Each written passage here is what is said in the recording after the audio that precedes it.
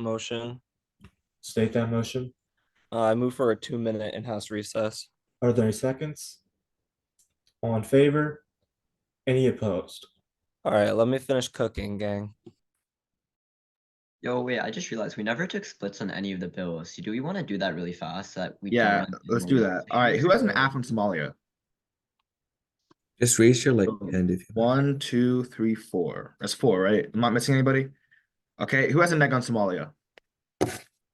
1, 2, 3, 4. Like, and we have the sponsors. That's 5, 4. That's fine. All right, who has an app on libraries? 1. W, guys. W's in chat. All right, who has a neg on libraries? 1, 2, 3, 4, 5, 6. I can write an AF. I got y'all. A few more people try to write an AF. Please clutch. My goat Ryan Especially Oldman. on UBI. So if you have an AF for UBI, just raise a placard. For a hand, that works too. I'll count 1, 2, 3, and if you have a neg on UBI, 1, 2. Okay. Again, There's this is 1 a to problem 3. for like an hour from now. It's not like a right now problem. Yeah, okay. So UBI is a little bit more balanced in books, I would say. We might want to switch UBI. And, Yeah. Yeah, we libraries. can Do do that UBI after and then this we bill. should do books. This is a Right. next recess problem. So who's going to be our sponsor? Do we have that yet? Yeah, do we have a That was sponsor for both alternate. books and UBI? Like, can anybody sponsor them?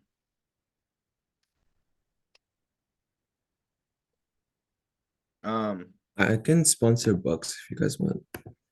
Okay. Can anybody sponsor UBI? Embarrassing. Yeah, it's rough, guys. I'll write one. I got you guys. Trust. For Altman, woman in the recess.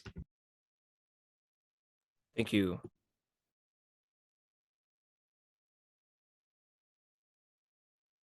Hi, sorry, I came in a bit late. What's the docket? Somalia, book bans, UBI. Okay.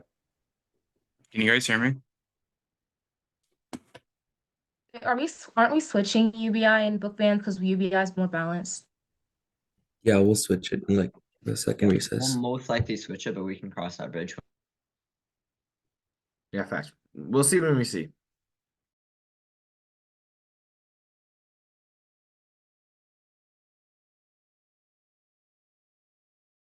When we get to it.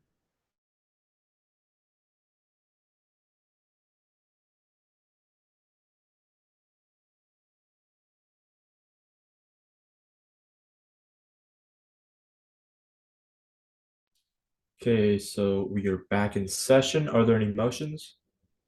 Seeing none, we will now move on to speeches. Sponsorships, please rise.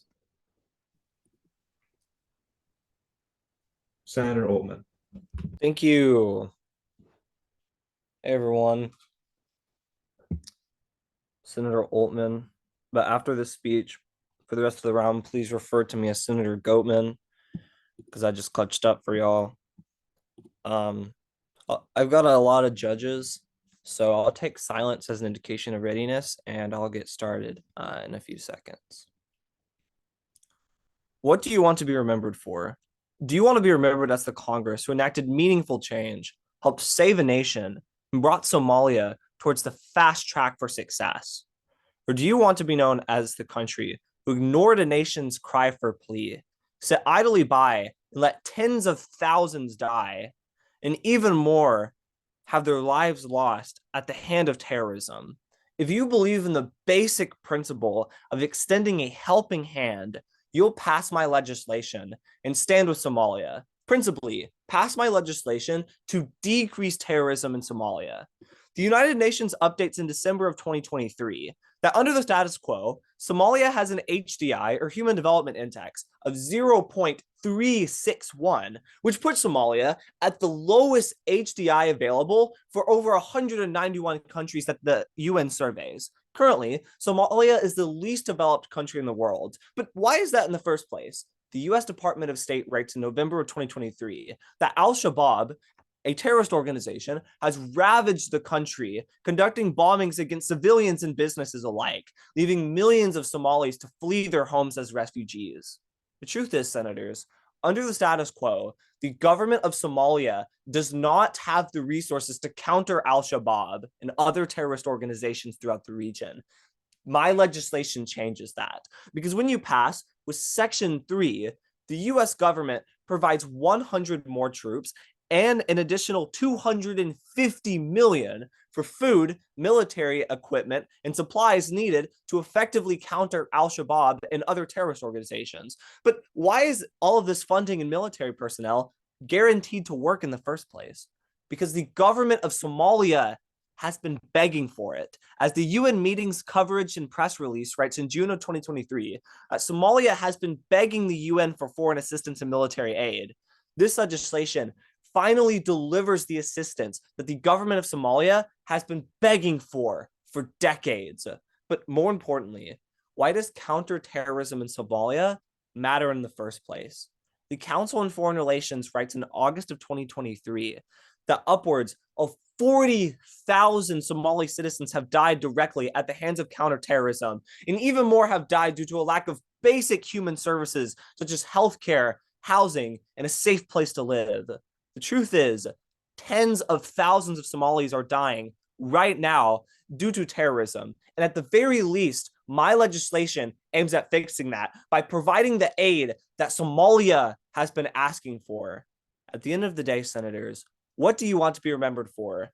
A Congress who sat idly by and let tens of thousands die? A Congress who took a helping hand and tried to help Somalia? Pass my legislation and do that. Thank you, Representative, for speech of 3 minutes and 1 second. All questioners rise. Between Representative Guadam, Vipagunta, and Dihu, that first goes to Representative Guadam. Hi, have we given military assistance to Somalia in the past? Probably. Okay, do you know how that's turned out? Probably better than the status quo. If I could prove to you that it hasn't, then would you switch your advocacy if military support has been proven to only cause further violence? No. Why?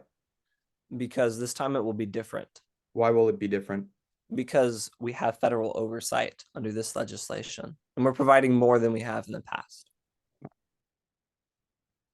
That goes to Representative Dihu. Wait, was that me? No, Dihu. Oh. Thank you, Chair. Hey, so in the past, when we deployed our own troops to other foreign countries, what has happened? Terrorism has decreased. Yeah, no. What they've done is we've added more problems to their country by making way more stuff in there. So how are we gonna know that this bill isn't gonna do that? Because How do Somalia we is know it's not gonna asking hurt for them? aid this time, so they're going Right, to but in the help us past, guarantee that we've it's harmed effective. other countries. So how do we know this I mean, bill is I doing see where you're coming from. Like, different? we We invaded don't have any good Afghanistan, track but they record of didn't ask changing anything for it, good. right? This time Somalia is asking for assistance. I say we give it. Representative Vipagunta. Hi, Representative. So, if Somalia has been begging for this help that you mentioned in your speech, why is this bill going to take effect 1 year from now? We just need time to make sure that we gather the amount of supplies that we need, and that Right. our So intervention basically, you're is telling effective. Somalia there's an urgency for Somalia, yet you're willing to wait another year to pass this legislation. Yeah, I mean, we can give them aid now, and then once this legislation passes, we can provide the troops that are necessary. Representative It's not Fonsar. mutually So basically, exclusive. We can do Representative things Fonsar. before this bill is enacted. Right. Amazing speech, Senator. How can we implement how can we implement basic healthcare and the needs for Somalia? With Section 1, or I think it's Section 3 of my bill, you provide Yeah. 250 million for food and military equipment, and Mhm. just other basic necessities Yeah. that not only our military is going to need to thrive, but also the citizens. Yeah, but how will healthcare be implemented though? Healthcare, it's implemented with the 250 million in aid that we give for the military and for the citizens. Wait, I thought it was only for the military though. Yeah, it is for the military, but when the military Thank you. steps in, there Questioning needs to time be has Thank you. elapsed. Sure. Questioning time has elapsed. Speaker must be seated. Seeing now speech in the affirmation, all negation speakers, please rise.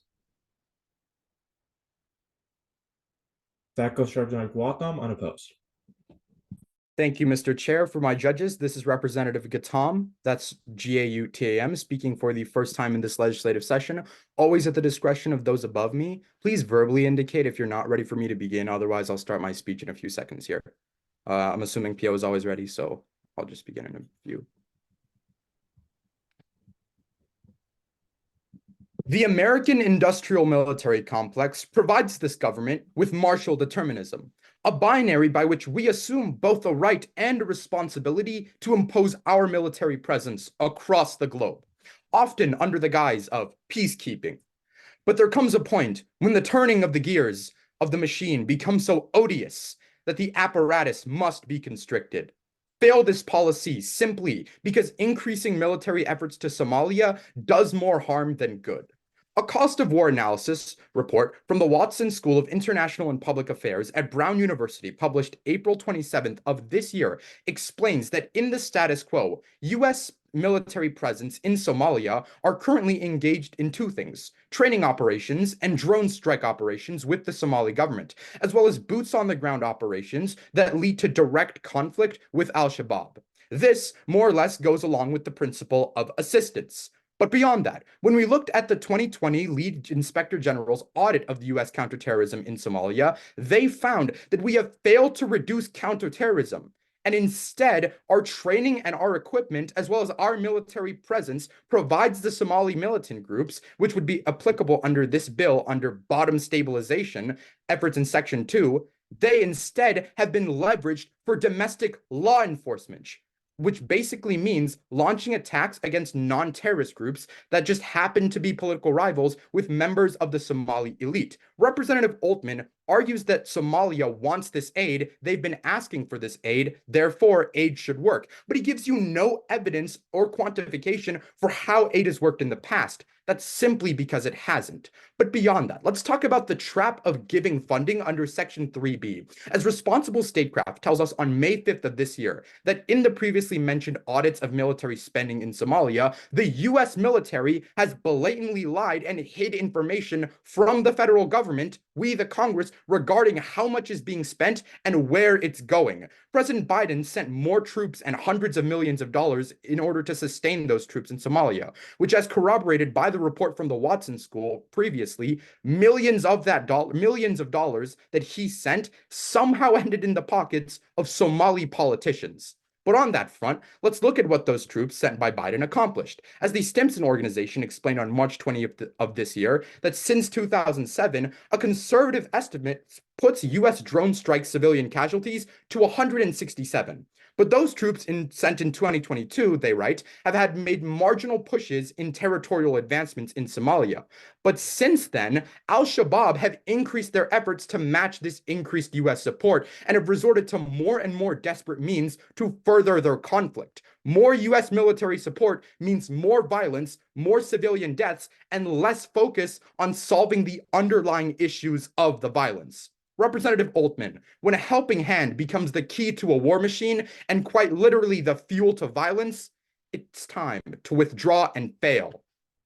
Thank you. That's 3 minutes and 10 seconds for my judges. 3 minutes and 10 seconds. All questioners, please rise. Between Representative Litchfield and Representative Field, that first goes to Representative Field. Hey, would you agree that terrorism is a root cause of a lack of development in Somalia? Sure, but U.S. military assistance hasn't reduced it. Okay, but when Section 2 specifically earmarks funds for bottom-up stabilization programs, how can we not uniquely target the one reason Somalia isn't developed in the status quo? Hold on, those bottom-up stabilization programs that I just explained have led to Somali politicians pocketing the money. In previous audits, when we've had federal oversight, that money hasn't been explained to the government. But we've never earmarked funds specifically for bottom-up stabilization in the past. What does that change, though? They're still going to lie about the funding. If we don't know, goes to Representative Litchfield. Okay, let's talk about corruption. In like a war zone where terrorism is actively happening, do people have the same resources they would to fight corruption? No. Right. So if we go there and make counterterrorism efforts and kind of fight the terrorists, don't we give the Somali people better opportunities to fight against corruption in their government? See, you say that, but the problem is that the training and the military support we give them just ends up going to helping the Somali elite who use them for domestic law enforcement against their political rivals. Right, but Going if to the the environment is created because of terrorism, and we send troops to fight terrorism, are we decreasing terrorism, therefore giving them a chance to the fight corruption? problem is that you haven't decreased terrorism in That the goes to Representative Altman. What federal agency oversees this bill? I'm sure you could tell me. It's the Department of State, right? So with Okay. federal oversight, can't we guarantee that we only attack terrorist targets? We've had federal oversight in the past, and when we've done the audit, No, by we haven't, though. We just give the have, aid to Somalia. This time, just have, we're though. stepping in as well. That's just completely incorrect. The troops that Biden sent had federal oversight. Right, but this time we can Thank guarantee you. Questioning that- time has that questioning block has elapsed. Are there any other questioners? Representative Altman, would you like a second block? Are there any other questioners? Last call for questioners. The chair absorbs that one questioning block. Speaker must be seated. I thank the chair. The chair thanks you. Seeing now speech in the negation, all affirmation speakers, please rise. That goes to Representative Funsok unopposed. Thank you. My name is Senator Punsok, spelled Phuntsok. I am at the leisure of all those above me. Any sign of life from the judge or PO, and I will begin. Yeah, okay. Insanity is doing the same thing over and over and expecting a different result. For 16 plus years, the US has used airstrikes, bombs, and materials assistance in hopes of finally freeing Somalia from terrorism of Al-Shabaab's. Senator Guatnam on the negation has stated a point that I agree with. The US supposed aid has done actually nothing to aid the Somalis, and this is because we have only focused on short-term solutions. In 2023, the US gave Somali army 61 tons of ammunition, which they describe as a practical method to mitigate the terroristic threat. But this evidence is negated by Brown on April 2023, explaining US military actions have only prolonged lasting conflict and conflict calculations in Somalia because of the US's ineffective interference. Due to the US's ineffectivity, no changes in Somalia have been seen because placing violence against violence only breeds more violence, leaving the Somalis caught in the crossfire of US versus Al-Shabaab's instead of actually aiding the Somalis to get back on their feet. Military attacks are a short-term method, but has been mistakenly used for a long time. What is the long-term vision of military attacks? Let's say the US military attacks and kills some soldiers in a particular area. Okay, that's great, but how long will it last? Almost like a game of whack-a-mole. You scare off the mole and it just pops up again. This is a cycle that will never break. Senators, in the status quo, we have been trapping the Somalis in a cycle of hatred, violence, and constant instability. No matter what resources we give, no matter how many soldiers we kill, we are still in the status quo. It is clear that we need to look at long-term solutions.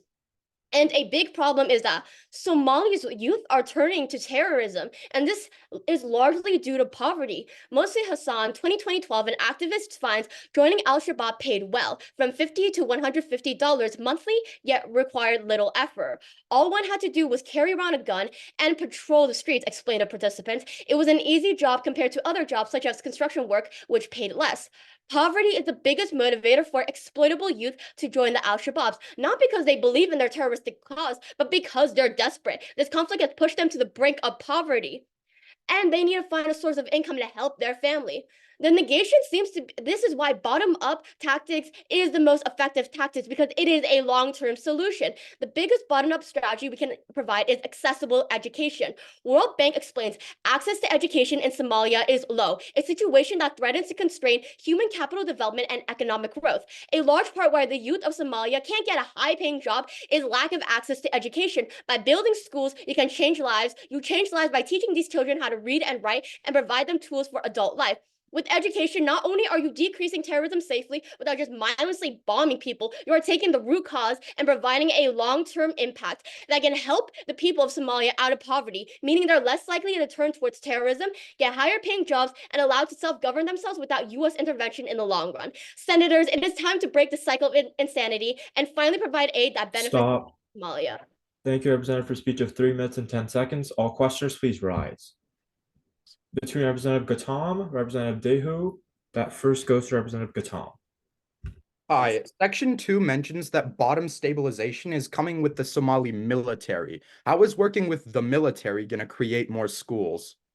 You do realize that the military has other special, they're not just made for fighting wars and stuff. They have certifications in business and administration. There are healthcare workers that work with these military personnel. Like, it's not just violence and bombing, and bottom up tactics are made to find the root cause and work with the community that they are Okay, protecting. sure, but have we tried these bottom up tactics before? That goes Yes, to we Representative have. Dehu. Yes, we have. Oh, sorry. Between Representative Dehu and Field, that still goes to Representative Dehu.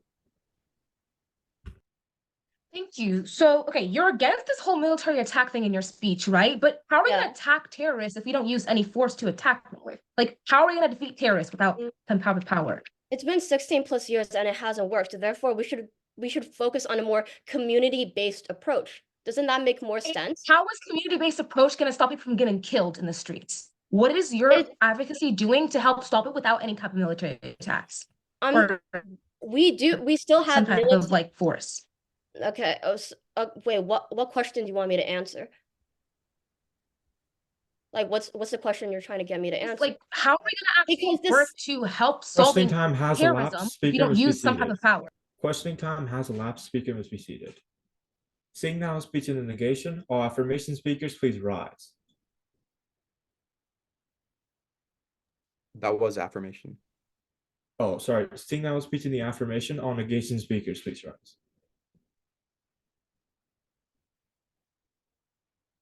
Are there any motions? Senator Litchfield. Motion to move to a 1 minute in-house recess. Are there any seconds? All in favor? Any opposed? That motion does pass. 1 minute. Alright, I can No, give I the next go right staff. now. I'm good to go. I can give the next step as well. Motion. Motion. State that motion. Motion to end the recess early. Are there any seconds? All in favor? Any opposed? That motion is passed. We do end recess early. Are there any negation speakers? That goes to Representative Jane. I thank the chair. That's Representative Jane from my judges, spelled Jain, speaking a little bit earlier than expected, but that's okay. I will take silence as an indication that you're ready, and if you're not, just give me a holler. Otherwise, I'll shortly begin. On October 3rd, 1993, the US suffered one of the greatest losses in the Battle of Mogadishu. In an attempt to defend two of our gun-downed helicopters, we sent in more and more reinforcements to make a hasty retreat. But our dead soldiers were left behind, and it was these same American soldiers that were dragged through the streets of Somalia by mobs, all while people cheered. This has been the reality since 1993, and it is still the reality today. You fail today's legislation because all this bill does is increase anti-American sentiment. Senator Field, the way to fix Somalia's crippling poverty and terrible human development index isn't to send more troops onto the ground, which perpetuate violence and conflict. It's to stabilize their government. Section 2 doesn't give a single penny towards bottom-up stabilization efforts. It only uses that money to support our troops. Now, we've had the chance to stabilize their government nearly 2 decades ago, but we made the wrong choice then. Allow me to explain. The US backed an Ethiopian invasion in Somalia in 2006 to take down the Union of Islamic Courts, a legal political organization that had won the election. We took them out simply because they were suspected of hosting terrorist figures. This so-called coup wasn't taken well by Somali citizens, especially because of Ethiopia's terrible human rights abuses during the war. Human Rights Watch writes that the numerous airstrikes launched by American forces and the way that the US government ignored overwhelming evidence of Ethiopian war crimes has fueled anti-American sentiment. It's only our fault. We are the only ones to blame. It's because Somalia hates us. In the past, we literally supported another government to commit war crimes on their people, killing innocent civilians. That's why the New York Times writes in 2022 that even though the United States has been trying to curb al-Shabaab using military force for 15 years, it has never worked. Putting more troops on the ground isn't just going to magically make Al-Shabaab disappear. It's only going to strengthen the resolve to fight back against their oppressors. But I want to go over some of the primary concerns of the affirmation. Representative Altman and Punsak, putting more US troops on the ground doesn't solve the issue. It makes it worse. Cato Institute writes in June of 2017 that military intervention and nation-building efforts, including bottom-up stabilization efforts, cause more problems than they solve, including spawning more anti-American sentiment and create rather than diminish the conditions that lead to terrorism. Every single affirmation speaker has come up here today and told you that when we put our troops on the ground, we're decreasing terrorism. But the exact opposite is happening. It's happened in the past, it's happening right now, and it's going to happen again in the future. Representatives, please learn from the mistakes of our past and fail today's legislation. Thank you, Representative, for a speech of 3 minutes and 4 seconds. All questioners, please rise. That goes to between Representative Peel and Representative Litchfield. That first goes to Representative Peel. Hey, if right now terrorist organizations are targeting infrastructure and agriculture, if you can target terrorism, doesn't that mean you get better infrastructure and more sustainable local Somalia? No, because our troops don't actually decrease terrorism. Past precedents has shown that when we put our troops onto the ground, literally nothing changes. It just makes the situation.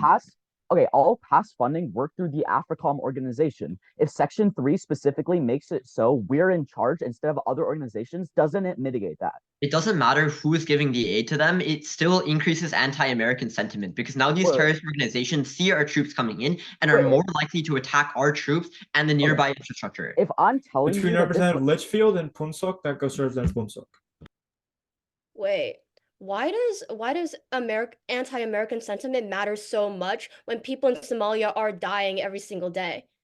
It's because of the anti-American sentiment that people are dying every day. Terrorists are attacking innocent civilians because they're enraged by the troops that we're putting into their country. That doesn't make any sense because how does it increase anti-American sentiment? We are literally putting troops and putting troops, and the terrorist organizations don't like that, so they increase their terrorist attacks, trying to get rid of us. The citizens in Thank any you. way. Questioning time has elapsed. Questioning time has elapsed. Speaker must be seated. The chair thanks you. Seeing now a speech in the negation, all affirmation speakers, please rise. That goes to between Representative Kumar and Representative Litchfield. That first goes to Representative Kumar. Thank you. That is Representative Kumar. That is Kumar. Seeing as there's a lot of judges, I will just begin if I get no opposition. Okay, perfect. As conflict continues to cascade around the African continent, this Congress prides itself on our foreign intervention being synonymous with solving deep-rooted internal suffering. There are two sides of the same coin. No matter which way you flip it, one is needed to balance the other, and this legislation isn't an exception. It's time we stop letting the lives of those in foreign nations be gambled around with. Don't shortchange the people most in need and pass today.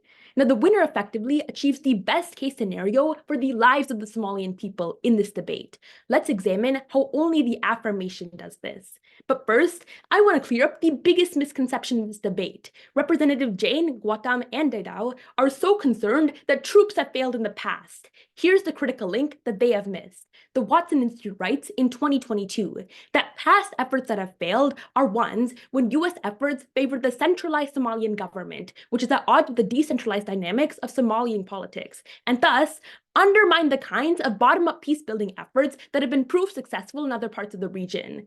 That's where all of Representative Gautam's scary impacts came to life. That's exactly why you pass, because this legislation, for the first time, directly working with military and local leaders to guarantee stabilization, finally happens when you truly go bottom-up for the first time. But now, the only problem left in this debate has been my issue with Representative Jane to Representative Gautam, warranting their arguments with theory. Let me be the first to prove a past empiric to prove to you the direct impacts of troops on the ground, fighting against Al-Shabaab. The Atlantic Council writes in 2022 that the closest reality we have had to this bill was until 2020, when we deployed 700 troops directly into the region. However, since the United States withdrawal, and even through Biden's reinstating of 450 troops in 2022, Al-Shabaab has grown through over 7,000 fighters and seen over 130 million income from criminal activities, resulting in a 23% increase in civilian deaths in just that very period. However, when you pass this legislation and finally put a substantial amount needed to counteract Al-Shabaab's might force, you effectively create the possibility of change warranted with what we've seen in the past. Representative Jane, this is why you need troops. Doing this, you effectively do two things. One, you directly counteract the very abuses Al-Shabaab commits on Somalians, but two, you protect our US citizens right here at home. Representative Jane, you're so concerned about increasing anti-American sentiment. Here's the thing, that's the entire motivation behind Al-Shabaab already itself. Either way, that will exist. That's the reason you pass. The Washington Post writes in 2022, because of a lack of strong and robust opposition, Al-Shabaab is gaining power in southern and central Somalia and is close to being able to mount external operations targeting the United States. But when you deploy a small amount of US troops to counteract this threat, you prevent it from ever going there. At the end of the day, regions of conflict are cracked glass. Make sure we don't shatter it. Pat. Stop. Thank you, Representative, for speech of 3 minutes and 10 seconds. All questioners rise. Between Representative Gautam, Jane, and Punsuk, that first goes to Representative Jane. You said in empirics that Al-Shabaab has grown even though we're putting US troops on the ground. No, it grew in the period that we withdrew troops. That's why I'm saying we need to reinstate those 1,000 troops in order to make up that loss.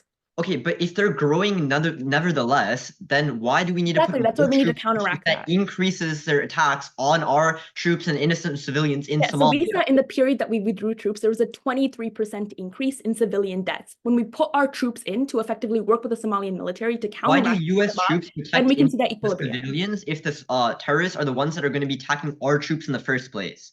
Yeah, but our troops can effectively counteract, especially with bottom-up stabilization programs that can even alleviate the root cause. But I proved to you in my speech the bottom-up stabilization only makes the situation worse. That goes to So you'd argue that the issue is dire and we need to act fast, right? Correct, sure. Okay, then why are we waiting a year for this to happen? Don't we just prepare Al-Shabaab for when we land in there? As Representative Ullman told you, we need time to gather the resources. This legislation is better. Yeah, but we need to go quicker and get an emergency solution there. We give Al-Shabaab time to prep for our invasion. They can attack and fight us back. That's something that's going to happen. Either way, they're growing, right? And we already have troops in the region. All this legislation does is... And that meets our troops with more death and more resistance and more force, leading to perhaps a war or some conflict like that. They're growing as Representative Jane already told you. Look, either way they'll grow. They're already doing that. At least questioning time has elapsed. Questioning time has elapsed. Speaker must be seated. Seeing now a speech in the affirmation, all negation speakers, please rise. That goes to Representative Vipagunta. I respectfully thank the chair. Good morning, representatives. This is Representative Vipagunta, spelled Vipagunta. Speaking for the first time this current legislative session. If I could have a quick set of affirmation for my judges when you're ready, much appreciated. Perfect. Assuming, okay, yep, all good. My PO probably ready? Probably ready. Okay. PO is always ready. Okay, time will begin on my first word. PBS once said, at its worst, 300 Somalis were dying every day from starvation and disease in one town alone. So when American forces landed on the Somali beaches in December of that year, they were greeted by the Somali people as heroes. Yet unfortunately, this well-intentioned aborted. In fact, the ultimately tragic American effort to bring about stability and stop starvation happened. So fail. First, in today's debate, we've seen multiple representatives talk about how bottom-up stabilization is good. Let's resolve this once and for all. Section 2 proposes that we follow this bottom-up stabilization. However, on October 2018, a report released by the Carnegie Endowment for World Peace stated that the United States embraced local political assistance in Syria, for example, as part of its own broader move toward bottom-up stabilization initiatives in areas affected by conflict. However, this international community has only been met with only limited success in interventions that aim to build governance structures in the midst or wake of conflict. This shows that bottom-up stabilization is not the best approach for our nation to be able to resolve and do counterterrorism in the region. So, This Congress also fails to address this. But secondly, Representative Kumar champions how 1,000 troops are sufficient. Let's look finally and resolve this once and for all. This Congress does not address the fact that Somalia doesn't even want 1,000 troops. In fact, just early this year, Found News says that the leaders have agreed to the number of national armed forces to be at least 30,000 soldiers and at least 40,000 police personnel. This is almost 30 times or 4 times more than what this legislation actually asks. Furthermore, Pew Research Center states that majorities in major countries say that America's strong military presence actually increases the chances for war. That too, when looking to Afghanistan, the Commonwealth said that the US did not realize that as their military was deployed in Afghanistan, support of the Taliban grew. So it's clearly shown that, in fact, this same scenario can happen in Somalia. But finally, Somalia is only already taking control. In fact, just this September, the United Kingdom sent $6.2 million to Somalia. Furthermore, the US Department of State claims that the federal government of Somalia and state leadership continue to recruit and train criminal investigators throughout the country and improve Somalia's access to formal justice systems. This clearly shows that Somalia is already having their control over it. So this shows no need for this legislation to be passed in the first place. Finally, Section 4 says that this legislation will take effect on January 1st, 2025.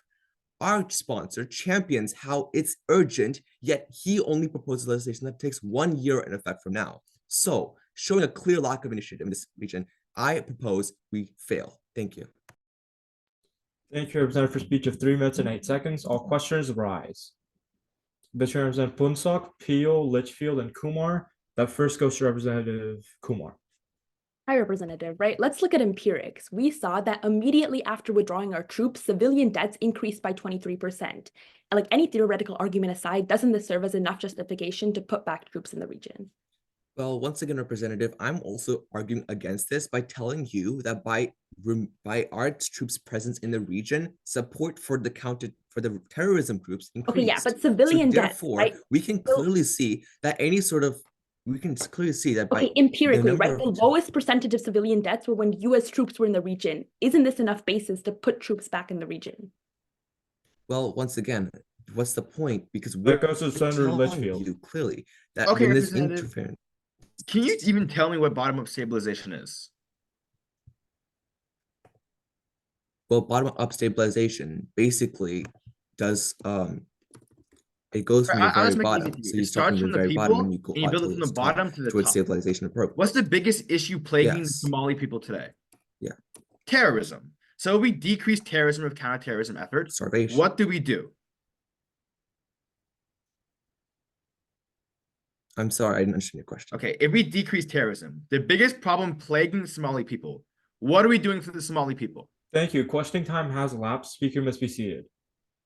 Seeing now a speech in the negation, all affirmation speakers, please rise. Between Representative Khan, Litchfield, and Herrera, that first goes to Representative Litchfield. Thank you, Chair. You guys can see my name. Oh wait, you guys want me to change my name like Senator Litchfield or not? Does it not matter? I'm gonna just leave it. Okay.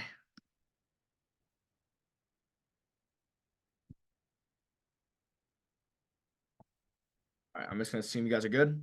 Start. I have a question for this Congress. In the face of a violent pariah who will stop at nothing to achieve its agenda, how do you uphold your values? I'd like to note that the potency of this conflict is not one that can be brushed off. If anything, it should be your compassion that compels you to side with the affirmation. Now, the majority of the negations paint this legislation as a move out of left field. Call us crazy, but I promise you, the terrorists in Somalia are much crazier. I'd like to dedicate my speech to justifying why this extreme step is necessary in our status quo. Pass this legislation to decrease the fighting power of Al-Shabaab.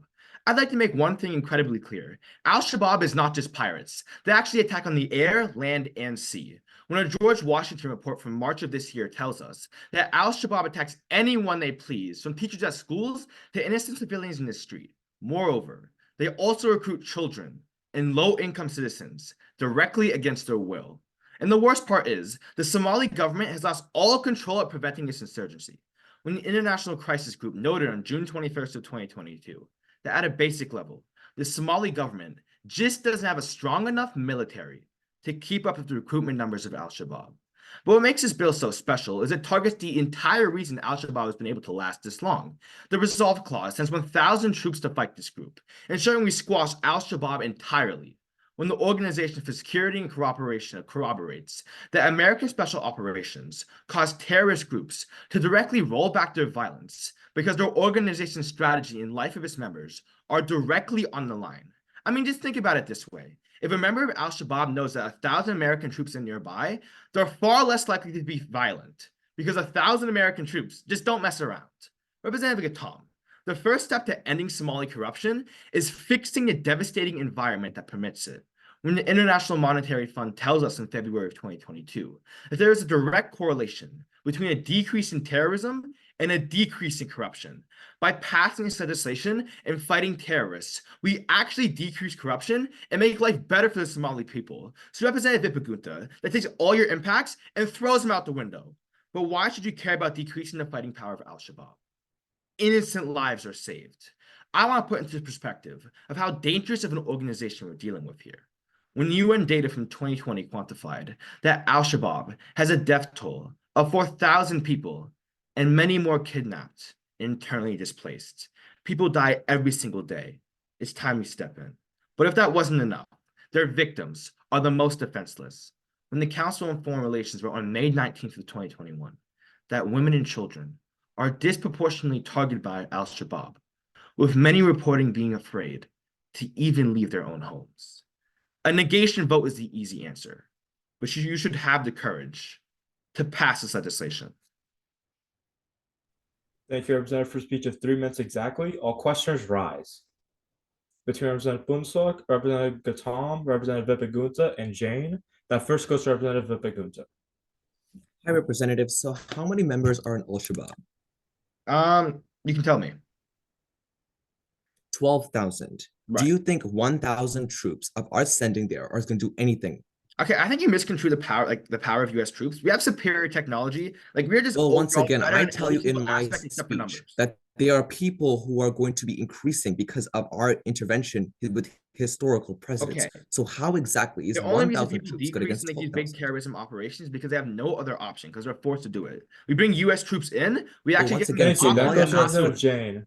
That goes to Representative Jane. How is al-Shabaab able to recruit so many members? They force them to join.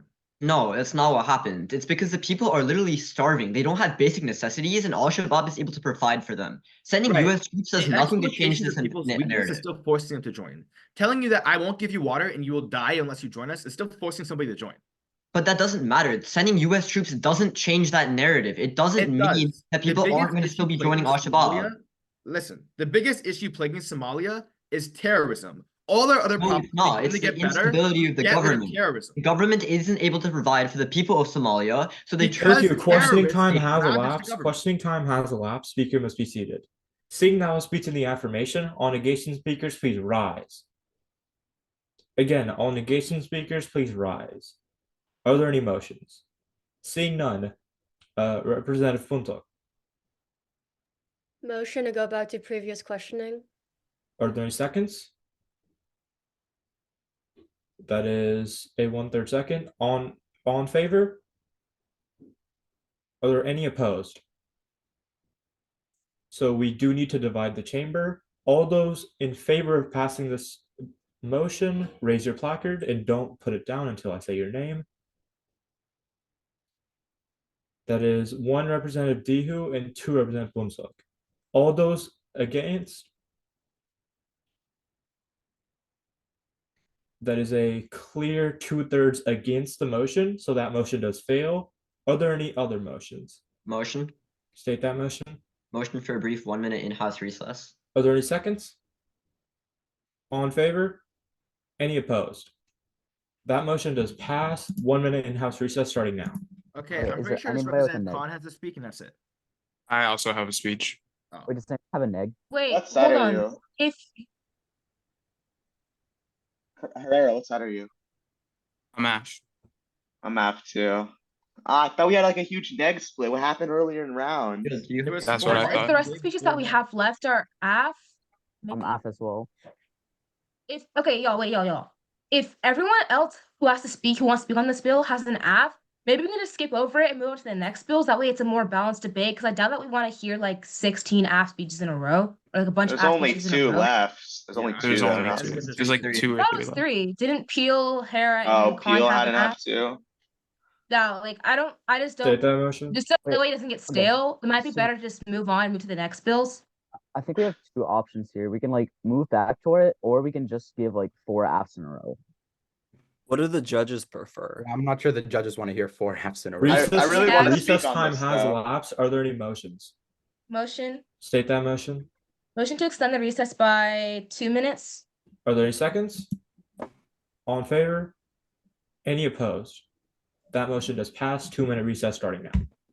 Wait, I can anybody definitely want to flip? speak on it. Yeah, Same. And they said in the comments right now they don't care about like number of speeches like me. Like I was gonna speak on this one, but it was just gonna be rehashed. So I was like, I'm gonna save my good speeches for later. So just to save You ourselves can get from through all rehashing three this though. debate, You it can might get just be you can better. get through all three. You could get through all three. I mean, we have so much time. Like I think you don't have to save anything. Judge Julia said it's okay. I if just don't we like break rehashing, cycles, so but I think just if we- don't want to. I think if we break cycle once or twice, it's fine. But if one of you guys like definitely needs to switch to neg, I think to make this like to get like everybody who wants to speak on this bill able to speak on this bill, because we can't What have do you- 3 apps, another 3 apps. Herrera, Out Khan, of do you the- guys want to do a random number generator to see who flips? No, I'm good, man. I got recency over both of you. No. I'll What we opt for can that. do is we can wait. We can table this and one of us flips. That way we can actually have like a decent debate. But I don't know what you guys want to do. Like I'm I talking mean, to I have a really nice speech that I want to give, so I definitely Same. kind of am Same, fine same. with. Well, All right. do y'all have prep? Wait, hold on, wait. Do y'all have prep for the other 2 bills? Like really good prep for the other 2 bills? Really want to do this. Why would we answer that? That makes us seem worse. That hurts our point. There's no reason Well, for I us to mean- answer that.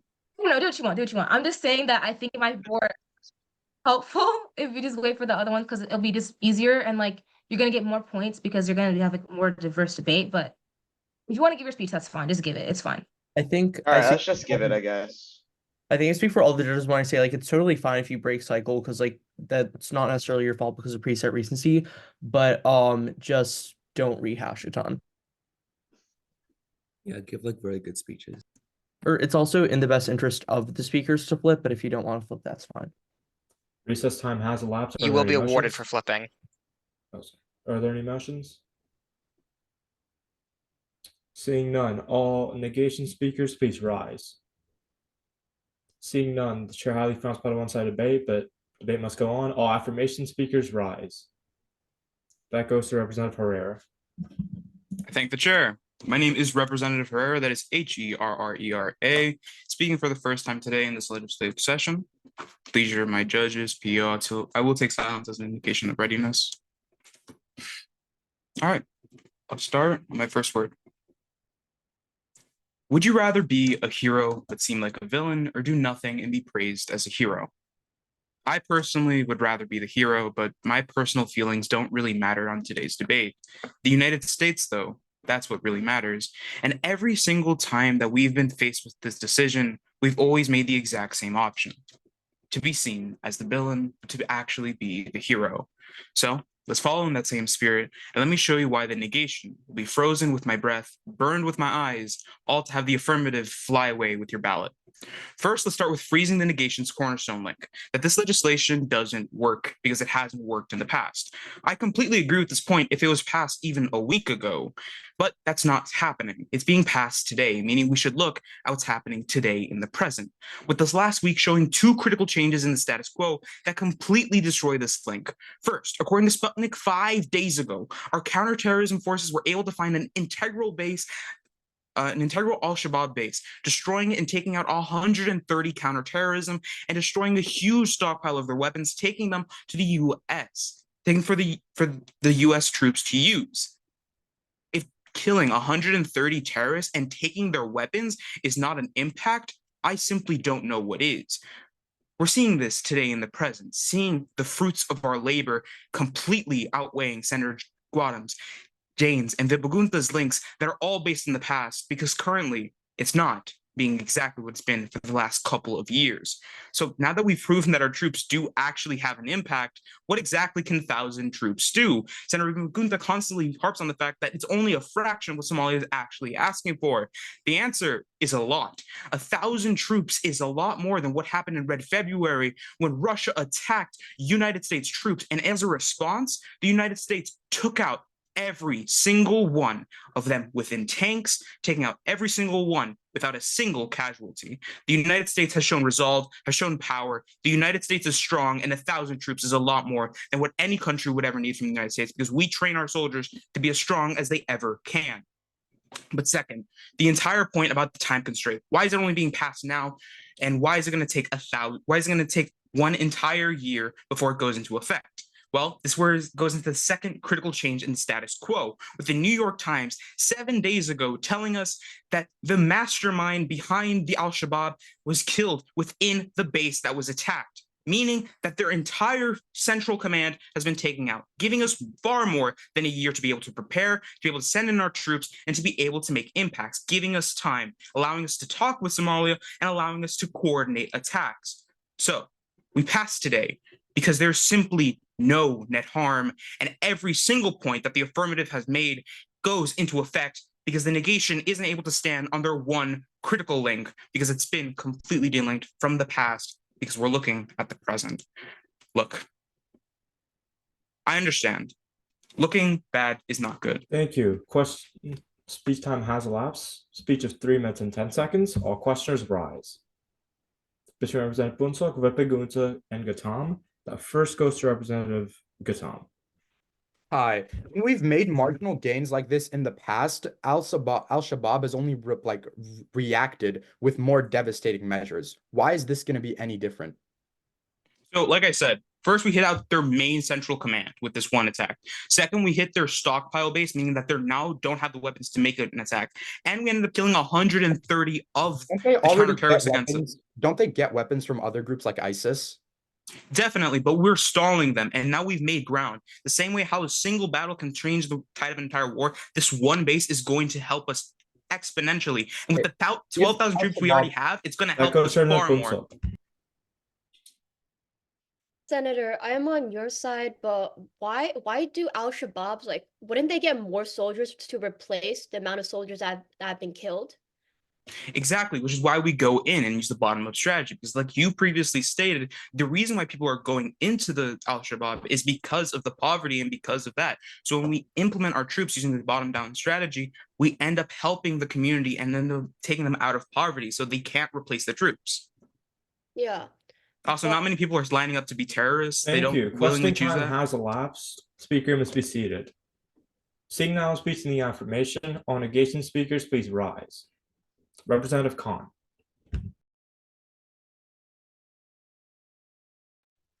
Seeing no negation speaker, the chair highly frowns upon a one-sided debate, but debate must go on. All affirmation speakers, please rise. Motion State for that Justice motion. Chamber. Yeah, I'm gonna flip negs, but you guys don't have to hear 4 negs in a row. Would you like a recess or would you just? I'll just do it after Representative Khan. Seeing now speech in seeing a lack of negation speakers, affirmation speakers rise. Representative Khan. Hey everyone, sorry for what just happened, and also sorry to break cycle, but I was misinformed. Anyways, I have a lot of judges, so I'm just gonna take your silence as an indication if you're ready. If you're not, just give me a holler. All right, I'll start. In America, there is a word for a woman who has lost her husband, a widow. There is a word for a child who has lost his parent, an orphan. But there is no word for a parent who has lost their child, thankfully to the fact that America has one of the lowest child mortality rates in the world. However, in Somalia, there is one, and that word is Morogo. And the reason it exists is because losing children to starvation as parents watch helplessly on is far too common. Think about them and pass. As much as the entire round tries to tell you, the biggest issue in this round is not terrorism. The true answer and the most important impact of this debate is starvation. Right now, terrorism is contributing to rampant hunger. Al Jazeera on September 2nd of 2023 explains that terrorists from groups like Al-Shabaab and Al-Qaeda have attacked aid shipments, specifically from humanitarian organizations, and prevented aid trucks carrying food to the people. Terrorist groups like Al-Shabaab are cutting off all of our food shipments to the Somalian people. Let me show you the impact. The World Food Program in May of 2023 explains that right now, more than 4.3 million people living in Somalia are at extreme risk of death by starvation right now. It's not just being hungry, it's being starved for days, exacerbated by the drought in the Horn of Africa. It is estimated that over 150,000 have already died from starvation, 20,000 of which PBS estimates are just children. I am in the firm belief that it is the smallest caskets that weigh the heaviest. We can bicker all we want about politics, but the moment innocent children get caught in the crossfire, that's where I draw the line. For the entirety of this debate, my side has cited you quotes in the thousands of Al-Shabaab killing people directly. But they have been doing something more dangerous, something in the millions. Luckily, this legislation solves for that. By sending American troops to the region, we can safely deliver food in the countryside and fend off any attacks from Al-Shabaab. That means Somalia can finally get the food aid that they've been starved of for months, and a whole lot of it. And second, bottom-up stabilization programs can help create businesses and alleviate the food crisis for them, getting to this issue in a second manner. But let's actually address some of the negative concerns. First, Representative Guadam and Representative Jane both argue that this has never worked in the past, but they simply mischaracterize the purpose of this legislation. For years now, we've been throwing bombs and launching artillery attacks left and right, but this bill is going at it differently. Through bottom-up stabilization, this bill is uniquely different because we are taking a humanitarian approach and playing defensive instead. We are solving issues like starvation and defending people through businesses by building up businesses and building up the economy. That way, we indirectly get rid of terrorism, which the senators have already cited you in the round for the #1 cause. We're going at it at a humanitarian approach. When Representative Vivaguna said there's no reason to pass as Somalia is already taking action, he's completely wrong. Starvation is about to take the lives of everyone. We win on the impact. We need to save everyone. The word Morogo embodies the despair. I want to introduce a new one. Rajo. Thank you. Thank you. Speech time has elapsed. Speech time has elapsed. Speech time 3 minutes 10 seconds. Questioners rise. Between Representative Jane, Vipagunta, and Dihu, that first goes to Representative Dihu.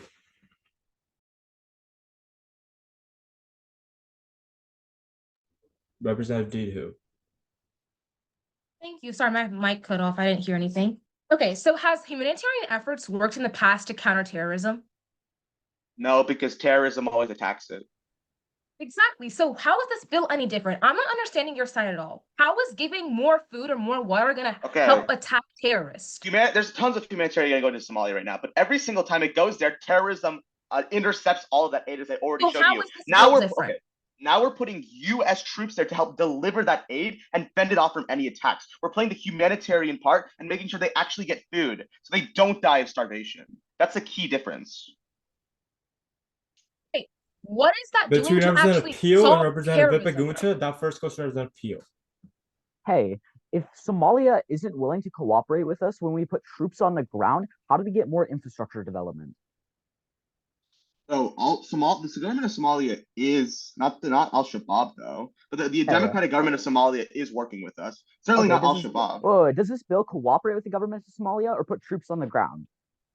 Both. We're cooperating with them to get aid to the people and help with the food crisis. Wait, we're literally not. Section 3 specifically. Bottom-up stabilization. Okay, Section 1B and bottom-up stabilization works with the Somalian government, so we are working with them there. And second, we are already putting our troops down. Outside of the government. Thank you. Questioning time has elapsed. Speaker must be seated. Seeing now speech in the affirmation, all engagement speakers rise. Representative Peel. Hi, everyone. This is Representative Peel, spelled P-I-E-H-L. If any judge wants to unmute and stop me, awesome. If not, good to go. Awesome. Oh, Judge McDonald, you good? Okay, cool. My mother used to tell me, when life gives you Yemen, make Yemen aid. But the simple fact is, when you're not targeting the direct causes, instead of giving aid, you're the one promoting a conflict. Take a lesson from my childhood, vote on the negation.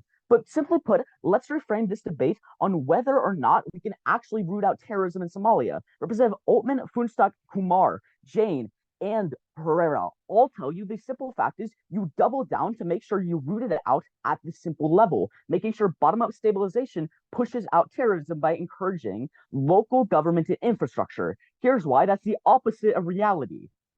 It's the Council on Foreign Relations, which explains on June 30th of 2023 how Somalia uniquely wants to work through the AFRICOM organization and larger African institutions to make sure terrorism is rooted out.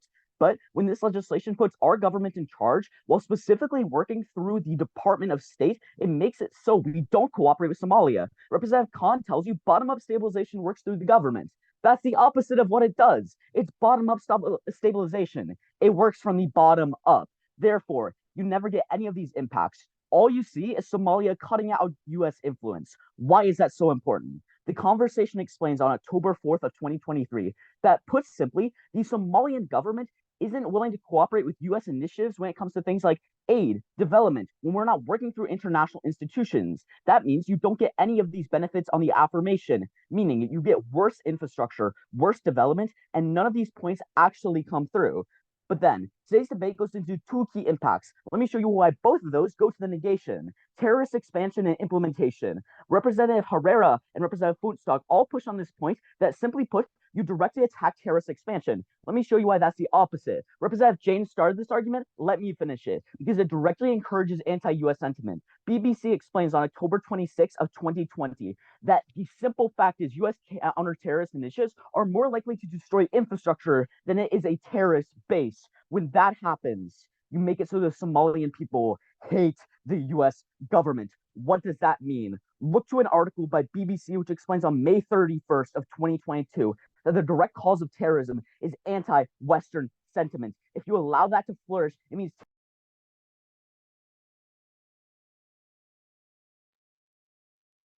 You're on mute.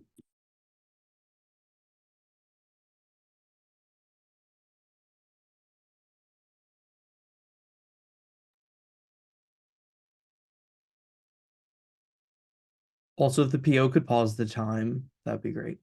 Yeah, lost it. I'm really sorry, but my computer crashed mid-speech and just kept going. And I think somehow what time was I at, and like where did you guys stop hearing it? You were 228. All right, I'll just keep going from there. 3, 2, 1. Simply put, implementation is the sole reason you vote on the negation. Now, every speaker on both sides have told you how the government of Somalia doesn't cooperate with the US. But simply put, that's the sole reason you fail, because if they're not cooperating with us, you don't get any of the benefits. I agree, the Somalian government won't cooperate with us. That means none of these impacts come to fruition. Representative Kumar tells you how it happens. Let me show you how it happens. Because the Somalian government's lack of cooperation means that bottom-up stabilization never occurs. Our food trucks never get to local communities, and therefore, you don't attack terrorism at the root. You attack it at the stem. Let it grow out further. Let it expand. Give aid, not slaughter. Negate. Thank you, Representative, for speech of 3 minutes and 10 seconds exactly. All questioners rise. Between Representative Khan, Kumar, Herrera, Litchfield, and Altman, that first goes to Herrera. So when you take something out by the stem, isn't it first you cut it and then you're able to actually take out the roots? Yeah, but this bill doesn't attack the roots. So you just admitted that we're cutting it at the stem, allowing us the opportunity to start attacking it at its roots. Considering the fact that we've already shown in my speech that we're making progress today, that we've already destroyed one of their significant bases, and we're seeing exact impacts today. If I literally show you how this leads to a lack of Somalian cooperation and Somalia is providing infrastructure development because they're the literal so government. Somalia is asking for aid, like a senator on your side stated, they're asking for aid and through Africa. Representative Altman. Representative Altman. What's the biggest issue in Somalia? Lack of development. Okay, I was gonna say terrorism, but led by terrorism. Okay, yeah. So if terrorism is like one of the #1 issues, how does like countering terrorism cause anti-US sentiment? Okay, simply put, because the Somalian people want to work through other institutions. When this bill puts, okay, firstly, I literally told you in my speech this bill leads to the destruction of infrastructure. Secondly, if they want to work through other institutions as anti-US sentiment, more terrorist recruitment. Wait, if they want to work through like other institutions, why are they asking for US aid specifically? Through AFRICOM and other African Union organizations. Thank you. Thank you. Questioning time has elapsed. Speaker must be seated. Representative Litchfield, Motion. state that motion. Motion to move to previous questioning. Are there any seconds? All in favor? Any opposed? That motion does pass. We will now vote on this legislation. Raise your placard until I say your name, then lower it. All those in favor of this legislation, raise your placard. That is 1 Altman, 2 Litchfield, 3 Khan, 4 Kumar, 5 Herrera. That is 5 in the affirmation. All those against this legislation, raise your placard. That is 1 Gatam, 2 Peel, 3 Vipagunta, 4 Jane, and 5 Digu. That is 5-5. I, as the PO, will always vote in the negative, so this legislation does fail. My condolences to Representative Altman. Are there any motions? Representative Altman. I move for a 10-minute recess. Are there any seconds? Second. All in favor? Any opposed? That motion does pass. 10-minute recess starting now. Yo, Alright, Do you want to switch to UBI? Can we get splits on the next bill so we don't have what happened on this one? Yeah, that'd be nice. if you have an AF on book bans, just raise your placard. Yo, y'all are weird, bruh. Wait, we have 0 apps on book bans. We have me and we have Representative Kumar. Um, And then who has a neg? Is it just everyone else? Or You know, I bad have a precedent- first neg. I have have bad a precedence at this neg. point, so I'll just flip F. The You neg. guys want to do Five. UBI first because I think we have a better split on UBI. More I people think we have UBI is better if you want to do that first. Wait, okay, all right. Yeah. Who has an UBI app first on- and then Who has an app on UBI? I have one. 1, 2, 3, 4, 5. Who has a neg on UBI? 1, 2. I can write a neg. Okay. I'll who write a can- neg. Can anybody give a sponsor for S4? Can anyone give a sponsor first neg? It's not a sponsor. For UBI? It's just a Yeah. Wait, what? Can anybody sponsor UBI? Oh. Huh? no way y'all are gonna make me cook again. You got it, my goat. Nah, bro. I'm trying Actually, no, to let's I'm make trying to show Double diversity. Goldman He's never sponsors. he's never clutched ever. Yeah, I have. I have clutched. Never ever done it. Ever. I have sponsored every round of the mocks that we've had. Literally, what are you talking about? What mock? NCI and this one. All right, this doesn't You've even never matter. been on a Round mock one. together. What are you talking about? I ain't gonna clutch up, Okay. bro. This is y'all's problem. All right. If Maybe. you want, I can try to write one. All right, so what's the plan? We're going to UBI next or Yo, is recess 5 minutes or 10 minutes? 10 minutes? 10. We got 8 minutes left. So are we doing UBI next or no? Yeah, I think so. Okay, cool. So are we amending the docket then? Is that what we're gonna do? Yeah, I think so. Yeah. Is everyone good with that? Okay. Cool. So do we still not have a sponsor for UBI or We don't have a sponsor. can anyone sponsor? Yo, wait, hold up. Do we have a sponsor for book bans? Nah, y'all are cringe. All right. Good luck. Um, I can write a sponsor. I need some time though. wait, you saying you want to sponsor UBI or book bans? I have a neg for book bans. I can sponsor UBI though. You're the I goat, can bro. sponsor book bans if necessary. Though after the recess, I might ask for like a little bit more time. But I'm gonna start writing it now, all right?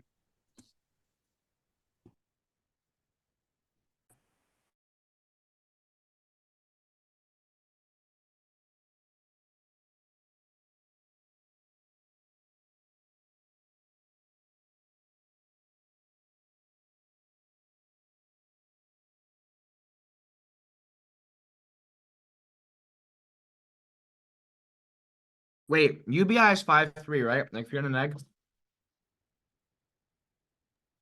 No, I Okay. think we were even. I thought it was 4-4. Now it's 5-3. I can run a neg though. We're good. Not bad.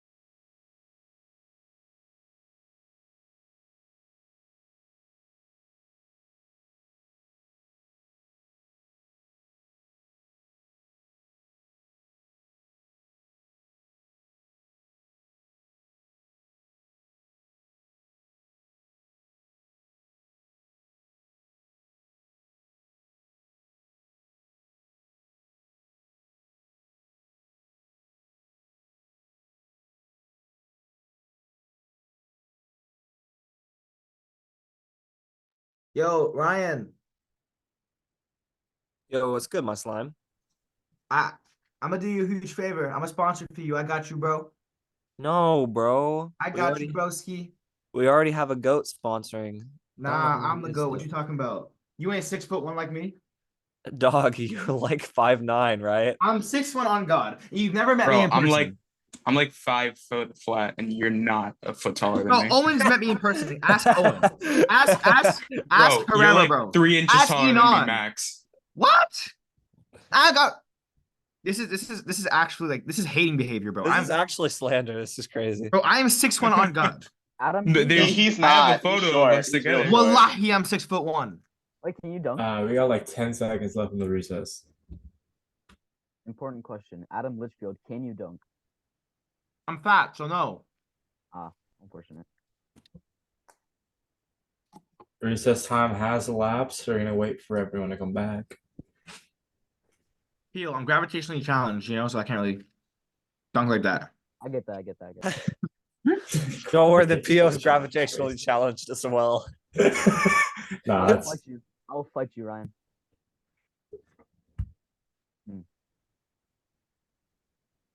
How was your day? I woke up and then I joined this Zoom, so it's going about as good as expected. are the other two judges here? Let's just move to an indefinite recess until they get back. Yeah, I'm just asking. Yes, do that unilaterally. I'm not making no motion. I don't know. Wait, no motion? Hell Is that no. motion? If they ain't got motion, I say hell no.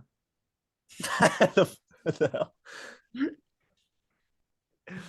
Adam, are you going to Harvard? All Yeah. the Dude, judges here. Our so- school canceled our Harvard trip, so now we're gonna Indy to Harvard. Isn't that like so much better? Skill issue. I'll tell you. all the judges are here. Okay, we still have like I think we still are missing like half the chamber. So do you want us to wait for them or just continue? I think we should wait. Just wanted to let you know. Owen, bro, are you going to Harvard? We're going solo, bro. Oh yeah, I forgot CJ lives in Illinois. Yeah, CJ's one of the Naperville kids. Him and Yeah, Alan Zoo, my goat. Wait, do you go to the same school as Emily and Alan? Or you go to the other school? Or you I'm go to the other Zach's one. old school? Did you go to No, Zach's old school? Zach's old school is the same one as Emily and Alan. I'm with Rohan. And Helen. When are you Oh, gonna Rohan, dang, I transfer, thought you were talking bro? about Rohan Kathoria. I was like, bro does not live in Illinois.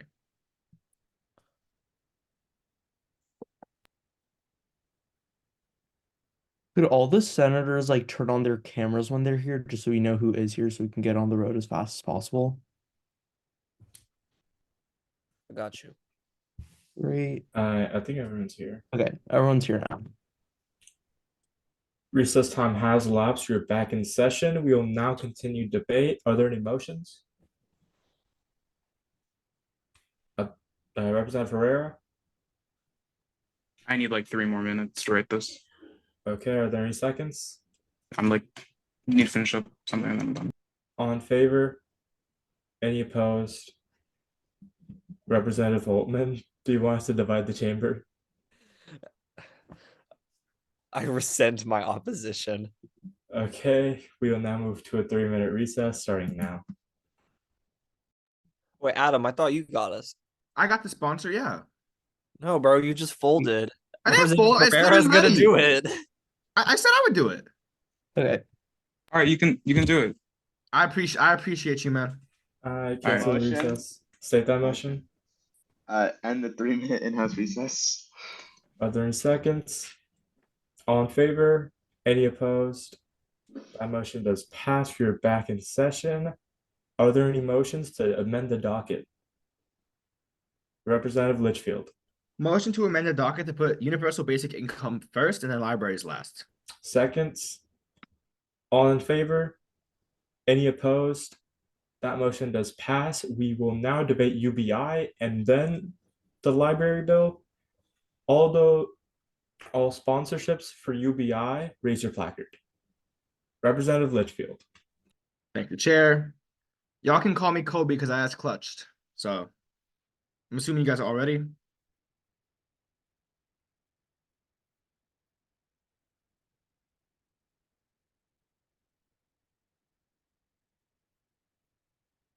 Disregarding people for not always making the right choice is the same thing as saying they shouldn't care about their freedom of speech if they don't always have the right thing to say. From the choice to seek higher education, seek employment, or even just to seek financial independence, almost every problem this nation faces is because people don't have the means to choose a better option. That's all this bill does. It finally gives our people the option of having a choice. First, I'd like to outline the issue we are currently facing. Right now, more and more of our constituents are falling below the poverty line. More and more are qualifying for our need-based social programs. When the US Census in May of 2022 report corroborates that in 2015, 37.6 million people received SNAP benefits. But according to the US Department of Agriculture in March of 2023, that over 42 million Americans were recorded as a part of the program. The issue is our social programs aren't covering the gap for those who qualify. Dan and Cronin for the Illinois Public Media on December of 2022 reports that in October, welfare recipients across the country received a 12.5% increase in order to take account for inflation. But with grocery store prices up nearly 13% since last year, families are still struggling to make ends meet. What's worse is that Americans under the poverty line don't meet the strict benchmarks for social benefit programs. They are still struggling to have their ends meet, meaning they have nowhere to turn to. And when Forbes tells us in April of 2021 that if an individual makes anywhere between $13 to $17 per hour, they are effectively cut off from certain welfare programs. $17 an hour isn't enough to keep a roof over your head, even food on the table. But look at it this way. Right now, regardless of whether you can qualify for benefits or not, you cannot afford basic necessities if you are a low-income American, meaning that you don't even have a choice to seek education that you need to get out of this cycle of poverty. But here's where we come in and finally give them that choice. Section 1 of today's legislation gives all the US citizens over the age of 18 a monthly stipend, meaning that we grant every American, without any barrier of a cutoff line, some sort of an income floor. But for those low-income constituents who also qualify for social program benefits, they don't have to make a choice because Section 2 grants them to keep both blanket measures. That's why you passed my bill, to finally give those Americans a path to a financially stable future, because they no longer have to choose between keeping food on the table or seeking higher education. The Wharton Public Policy Initiative tells us in September of 2019 that over a 2-year basic income experiment, where they found that even a marginal $300 to $600 UBI could push individuals to seek higher education that they didn't have the means to do before. The impacts are clear. When Americans finally are able to seek the education they deserve, they can access the jobs they've never been able to obtain before, unlocking both the economy and their future. When CNBC quantifies in July of last year that over nearly 4 years, 25 residents in New York received a stipend of $500 per month and sought post-secondary education, employment grew from 29% to 65%. The pursuit of happiness should not come at the expense of the American people. Pass this legislation. Stop. Thank you, Representative, for a speech of 3 minutes and 10 seconds. All questioners rise. That goes between Representative Punsuk and Representative Detour. Are you trying to, or no? Oh, Representative Punsuk. Do we have enough funding to ensure that everybody gets $500? Yes. Wait, how? How much does the Department of Health and Service have? I mean, you can tell me. I don't have an exact number. Yeah, I don't have an exact number either, so I was asking you. Chat. Okay. We have enough money to do it. We can direct it from other programs. I mean, as this bill outlines, we're able to direct the money towards it, right? We will find a way to get them the money. Wait, but there isn't like a clear pathway of how to get the money. There is from the Department of Health and Human Services. But you can't even tell me the amount Thank of money. you. Are there any other questions between Representative Herrera and Representative Khan? That first goes to Representative Khan. Hey, so apparently you don't only own your own funding mechanism, but if I could clarify to you, it's the VAT tax in your bill, right? Right. Okay. So with the VAT tax, what it specifically does is it adds the cost of normal goods, right? Who buys the most amount of normal goods? Americans. Yeah, but specifically lower income Americans need all those goods really easily. Yes. So because they have to pay the bulk of the VAT tax, Okay. regrettably hitting low income Americans. I understand where you're getting at, but for low income Americans, $1,000 a month is much bigger of like a sum of money. It's not $1,000 a month. It's 500 every. It's 500 every 6 months. That's not enough money. Is right, it? it's still more money over the long term. Representative Herrera. All right, so I got one question. You talk about the $300 to $600 stat. Are you aware that stat's actually talking about every month, while this legislation's every 6 months? Right. We can still see some like semblance of the benefits, right? People getting money is gonna help them like go seek education. You're comparing $82 to $300 a month. Okay. You understand the vast even if it's not disparity, right? $60 a month, some semblance of money is still a benefit. Some money is better than no money. If you give me 10 But like bucks, was previously stated, this is going to be targeting our low-income constituents. So no, you're going to be taking more money than you're actually Thank you. giving not them. taking more money from them. Are there any other questioners? Representative Herrera, would you like a second block? Are there any other questioners? Last call for questioners. Kanye reference. The chair absorbs that remaining block. Speaker must be seated. Oh, Representative Khan, would you like the block? Representative Khan. All right, cool. So once again, VAT tax charges normal goods. Do you have any proof to say that $500 every 6 months is going to be worth more than everything they pay in VAT taxes, specifically considering the fact that it's targeted at them? Okay, Representative. A small VAT tax isn't going to add up to like $1 billion every year for one person, right? Hold it's on. going to be a small amount of money. Hold on, a 5% tax on every single good for an entire year. Is that more than $1,000? 5% on a pack of gum is not the biggest thing. Like you're it's talking about groceries. It's food for them. It's not just like Thank you. Questioning time has elapsed. Questioning time has elapsed. Speaker must be seated. The party wanted to say something. Yeah. Brief note to the room. We've been getting a little out of hand with our questioning periods over the last few speeches. So if we could try and tone down the talking over each other. I know it's harder, obviously. We're virtual, so it's much more difficult, but if we could try that, it's just harder to score and it makes your argumentation seem a little bit less valid because it seems more like you're bickering with a brother rather than like, fighting for your actual argument. So be careful. Seeing now the speech in the affirmation, all engaging speakers rise. That goes to Representative Kumar, unopposed. Hi, that is Representative Kumar. That is Kumar. I'll be speaking for the second time today. As long as none of my judges are not ready, I will begin. Could you just give me like 5 seconds? Yeah.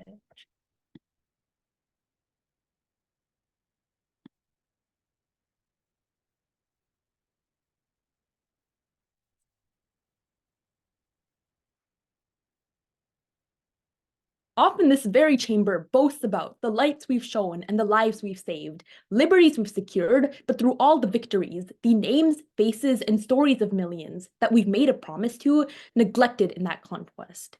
Today's the history of the US is being written on the floor of this chamber. Be on the right side of that history and strike down this policy. Now, I want to frame this advocacy by setting one thing in stone. The value-added tax is a bad idea. Now, I think the rest of this debate will undersell the magnitude because no one has cleared up how the value-added tax works. Let me. Thomas Reuters writes in December of 2020 that the VAT accumulates over a supply chain during the production of an item. So, companies have to pay the tax while they are producing their goods. Now, as capitalistic as good old America is, companies won't see they have to pay more in production costs and just sit there. They're going to increase prices to offset that. Here's the evidence that will effectively turn this entire round to the negation. The Tax Foundation finds in a meta-analysis from over 7 countries that a 5% increase in the VAT increased oil and gas prices by over 120%, which hurts low-income Americans the most as they spend the highest percentage of their income on gas and electricity costs compared to any other income group. Here's the thing. Increasing gas prices doesn't just make it harder to travel, it also makes the goods transported that much more expensive. The IMF writes in 2022 that a 5% VAT leads to a 4% growth in prices of necessities. But remember, if you're low income, you need to buy those necessities regardless of the price. That's why the Heritage Foundation writes in 2022 that a 5% value-added tax would reduce the typical family's income by $1,500 every single month. This is the critical link that effectively takes out every single affirmation argument. Representative Litchfield, you want to give $500 to the low income every 6 months. Your funding mechanism takes $1,500 from them every single month. Representative Litchfield, people can't spend on welfare programs because they're going to have less money than they did before from spending on other things that they needed. Those things increased in price because of the value-added tax. Every single one of our authors and the rest of the affirmation's impacts of employment, welfare, and prosperity depend on the VAT not canceling out. If you read this legislation, every single impact falls down the drain. Cross-apply this argument to every 3-minute affirmation speech and understand. A UBI doesn't stand for Universal Basic Income. It stands for Universal Bad Idea. Now, I'm not too good at remembering the history of success in this chamber, but I remember the oath we made to our people. My only question is, do you? Thank you, Representative, for a speech of 3 minutes and 2 seconds. All questioners rise. Between Representative Boonstock and Representative Litchfield, that first goes to Representative Litchfield. Okay, I quantified in my speech that when people get like a basic income, they're like more likely to chase secondary education. For our low-income Americans, when they get this income, well, they have a better odds of getting a better job and taking them out of this life to the middle class or the high class when they get this income.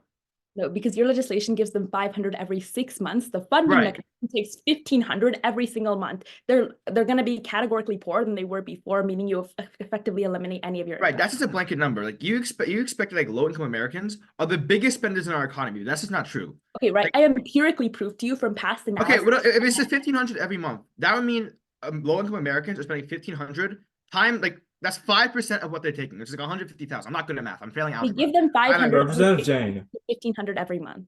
Going off the previous line of questioning, even if I take you to your highest ground and assume that low-income Americans are losing this much amount of money due to the passage of this bill, in the long term, if they pursue this secondary education, won't they have access to higher paying job that's going to offset the cost of the increased VAT tax? Sure. Even if that's somehow true, right? If they're living paycheck to paycheck right now and they need this UBI in the first place to simply sustain, they can't afford losing $1,500 every single month. The UBI isn't to sustain themselves. In the long term, they're going to have less other money things, to such as secondary education or starting a business. Thank you. Between Representative Gautam and Representative Diku, that first goes to Representative Gautam. Hi, you talked about the VAT tax just in a vacuum, right? When paired with UBI, doesn't it offset all of the negative consequences that you talk about? No, because the UBI will give them $500 every 6 months. They'll be losing $1,500 every single month. If I can prove to you that there are like instances and there's evidence to why like that. Okay, I told you from a meta-analysis, that's not the case. What does the meta-analysis say? Like you talk about gas prices, right? Yeah, okay, when gas prices increases, the prices of every single good increases because that's how those goods are transported. Okay, hold on. How does the price of every single good increase if that tax? Goods are transported, because when goods are transported, right, when gas prices increases, then it leads to widespread inflation and raises the price. Okay, for Americans who can't afford food in the status quo, does giving them $500 every 6 months not help? You're taking away $1,500 every month. They didn't have $1,500 to begin with, though. If the Americans. Representative Okay, so in a similar line of questioning, right? Even if you're right on all your like points that you're having, isn't like the extra $500 that they have for like disposable income and other things that they can do, isn't that going to help supply the economy more and thus offset any of your impacts you bring up? Okay, again, right? You're taking away categorically more than you're giving. On net, these people will have less income than they had. But they can invest it into other things, which has boosted the economy more, and they're in a better position to invest their income they have right now rather than the less income they'll have after you pass this legislation. Okay, if 5% tax is just $5 more, how is $5 more and everything going to make that much of a difference? Question time has elapsed. Speaker must be seated. Seeing now a speech in the negation, all affirmation speakers rise. Again, all affirmation speakers rise. Are there any motions? Representative Ferreira. I thank the chair. My name is Representative Ferreira. That is Herrera. For all of those above me, I'll take silence as an indication of readiness. And just 2 more seconds. Oh, sorry, give me a second. My Google Docs crashed. All right, I got it. I am spoiled. I won't lie. I'm sitting here in my nice chair with AC. My biggest complaint being that I'm living in the awful Florida sun, with it currently hitting my back and blinding me. But simply put, this isn't the life of most people in the United States, and it isn't the truth of my constituents, which, even though I am Floridian and most of them are Republican, and they might oppose me on this, you pass because it will help every single one of them. First, let's understand the problem in the status quo. The American dream that we've been so proud of have evolved into a prison that has been abusing our people. And we see this in Forbes in January of this year, stating that over 75% of every single one of our constituents feel stuck within their jobs. With Quantum Run in September of 2020 saying that most people don't leave their jobs because they aren't sure that they can survive the interim between job to job because they don't feel like they're able to get a new one quick enough. And while they don't have a job, they're not able to actually afford their bills, which is why you pass today, because during this interim, we give our constituents the economic freedom to go and shoot for the jobs that Senator Litchfield talked about. But I completely submit to the idea that Senator Khan brought up in questioning and that Senator Kumar later expanded on in her speech. We will, in fact, take more money from our constituents than we are giving them. This point actually falls to the affirmative for two reasons. First, today's legislation isn't meant to give the constituents more money than we're taxing. It's meant to save the money, give it to them every 6 months to allow for that 6 months for them to actually have the freedom to go into different jobs, for them to actually be able to survive the interim. You save it up, you give it to them, and then they're now able to have that economic freedom for about a couple of weeks to look for another job. That's why you pass, not because you're actually giving them more money. But second, because we're taxing them more, we actually get to stockpile the money, giving our already hyper underfunded US Department of Health and Human Services more funding. Because like Senator Kumar harped on today's legislation, we will, in fact, tax our constituents more than we give back. This allows the DHHS to get more money, which the HHS has already said that we are over $16.7 million underfunded. Today's value tax it will completely fix that because you're taxing every single one of our constituents, allowing for two main things. One, the constituents that are able to economically grow and actually continue their American dream instead of just being trapped in it, they're now able to expand and go into the jobs that aren't considered low income, making your point not affect them at all, having zero impact. Well, the constituents that still fall in the low income category will now have a funded DHHS that will actually be able to support them in comparison to the status quo that is incapable of supporting them, like has already previously been stated, as I believe Senator Litchfield said. So you pass today, not because we're actually helping our constituents and saving them more money and actually giving them. You pass because we're making them more responsible and we're giving them more opportunities, both for the ones that are trying to get out and the ones that are so far in this prison that they're not able to, giving them a program that can actually help. Look, I understand that I'm spoiled, that I've not actually lived through this. But I know the numbers, I know the facts, and I understand that even though we're taking more money, we can still give it back far more than we can ever take. Thank you, Representative, for speech of 3 minutes and 5 seconds. All questioners rise. That goes to Representative Funsok. And between Representative Kumar and Funsok, that first goes to Representative Kumar. Hi, where does this legislation say that the more, like the increased money the DHS will get, they'll increase their welfare spending? That's not what happens with this legislation. So, okay, I just told you that they're underfunded. They get more money, they're not underfunded anymore, meaning they can spend it. Yeah, when you pass this legislation, low-income Yes. Americans immediately lose more than they gain back. Why is that a reason to pass? Okay, so they lose more, but the ones that are already suffering and that are already applicable for the DHHS are able to get more money back and more funding. Yeah, but, okay, this legislation doesn't increase welfare spending, right? All it does. It increases the DHHS, which will in fact Representative increase Peel. welfare. Representative Peel. Hey, so essentially, if somebody's living paycheck to paycheck, are they most likely to spend this $500 every 6 months on social mobility, new education, or most likely getting groceries and basic necessities? Either one is equally possible, but the point of the legislation is the ones who are spending it paycheck to paycheck, the DHHS will end up funding, while the ones who are trying to economically grow, this program will actually give them the enough money within the interim to start growing. That's the difference. It's not actually meant to like fund their groceries for the entire month. So the speaker before you already showed how low-income Americans are disproportionately hurt by this tax. What's to say they get more It's benefits? disproportionately hurt, but they're Questioning time has elapsed. Speaker must be seated. Seeing now speech and an affirmation, all negation speakers rise. Again, all negation speakers rise. Are there any motions? Motion. Representative Litchfield. Wrong side. All right. To move to a 1 minute in-house recess. Are there any seconds? Second. All in favor? Any opposed? Just That motion does pass. just as a note to the chamber, like as from the judge's side, like you will be like picked up or like rewarded for going quickly on a side when there are not splits. I don't think that taking like a 1 minute, 2 minute, 3 minute recess to put together a speech will like be more beneficial than just giving a more extemporaneous speech. Wait, who has a neg? I'm flipping to neg right now.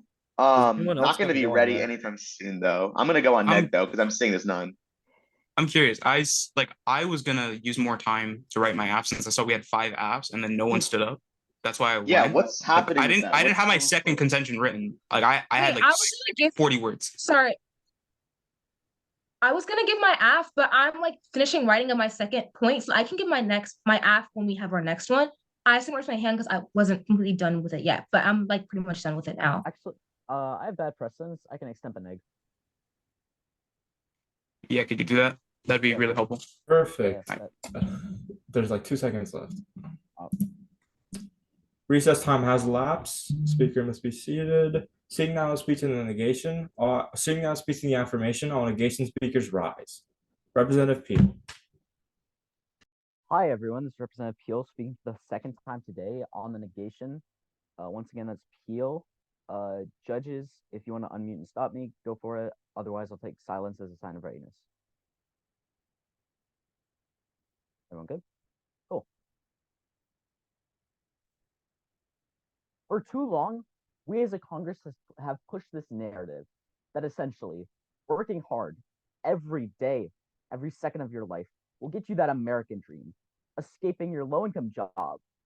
But when 200 million Americans are living paycheck to paycheck, working every day of their life, the American dream becomes the American nightmare. Don't let it entrench itself further. Vote on the negation. Now, essentially, the debate thus far has fallen to one point of contention. Who provides low-income Americans more opportunity? Let me show you why that's the negation. We start off with our sponsor, Representative Litchfield, who essentially explains that when we provide more educational opportunities to low-income Americans, they can take it and then escape the cycle of poverty.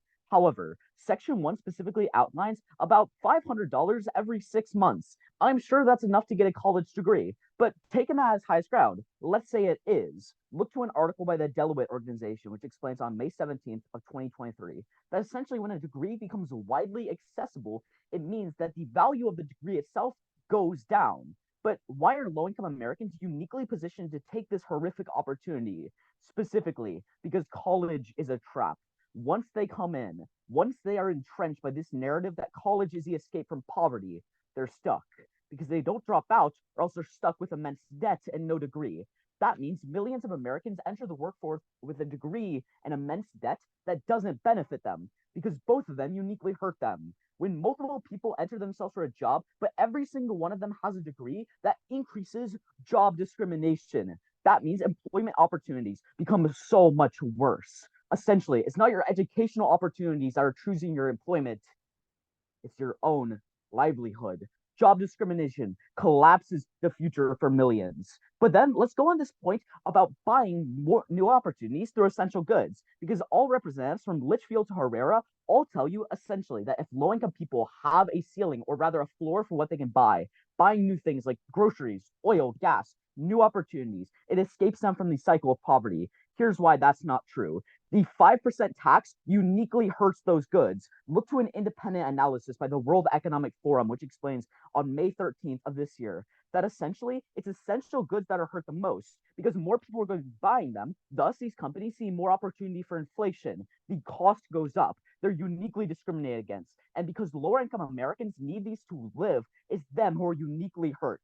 Meanwhile, the buying potential for wealthy Americans stays the exact same. So the tax discriminately hurts the low income, the same that everyone from Representative Litchfield to Herrera to Khan, all champion from speeches to questioning, are all destroyed. What does that look like? It means that instead of buying a home, you sleep on a bench. It means that the American dream turns into a nice terror. And it means the dream of escaping poverty never realized. Vote on the negation. Make sure you don't discriminately hurt low-income Americans. Fail. Thank you, Representative, for speech of 3 minutes and 2 seconds. All questioners rise. Between Representative Herrera, Punsak, Gatam, and Litchfield, that first goes to Representative Herrera. you talk about how the lower income will be disproportionately affected by today's legislation. Yep. But you do understand that today's legislation will, in fact, will have the DHS majorly funded by the high income, right? No, because everyone's taxed at 5%. Well, if you're gonna say yes, that, but they have a higher spending power, meaning that they're spending more and they're getting taxed more. I fundamentally disagree with that, because if you give everyone $500 a month, they're going to be immediately spending that on essential necessities. That means in the short term, I'm the not buying talking power about for that. I'm most saying that the Americans goes up. DHHS. Okay, sorry. I'm saying that the DHHS is going to be more funded. The one that's already. Okay, let's talk about this VAT tax. Who makes higher purchases on average? Rich people or poor people? Higher income. Right. So if we take this VAT tax, it's at 5%. Who is it going to hurt more? The person who's buying 4 cars a month or the person who's buying groceries?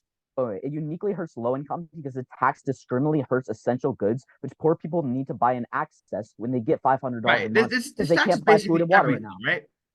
Yeah. Okay, low income people aren't spending $300,000 a month if you do the math, like Representative Kumar says. They're not spending that much money. It's just hurting rich people. Thank you. Questioning time has elapsed. Speaker must be seated. Seeing now a speech in the negation, all affirmation speakers rise. Representative Didhu. I think you shared this, Senator Jeju, speaking for the first time in the session. That's spelled Diedhiou, as seen on the screen, and pronounced Jeju. If my judges can just give me a signal when they're ready, I'll just take their silence as a stance of indication that I can go. Sorry, I don't know if this has been the case for other people, but during questioning, you've been lagging some. So is it possible that other senators could turn their cameras off during this one speech and then turn it on for questioning? Great, thank you. And I apologize for my connection. If my connection ever cuts out, please tell me so I can of course, do the speech. Okay, and I will be timing myself for pure transparency.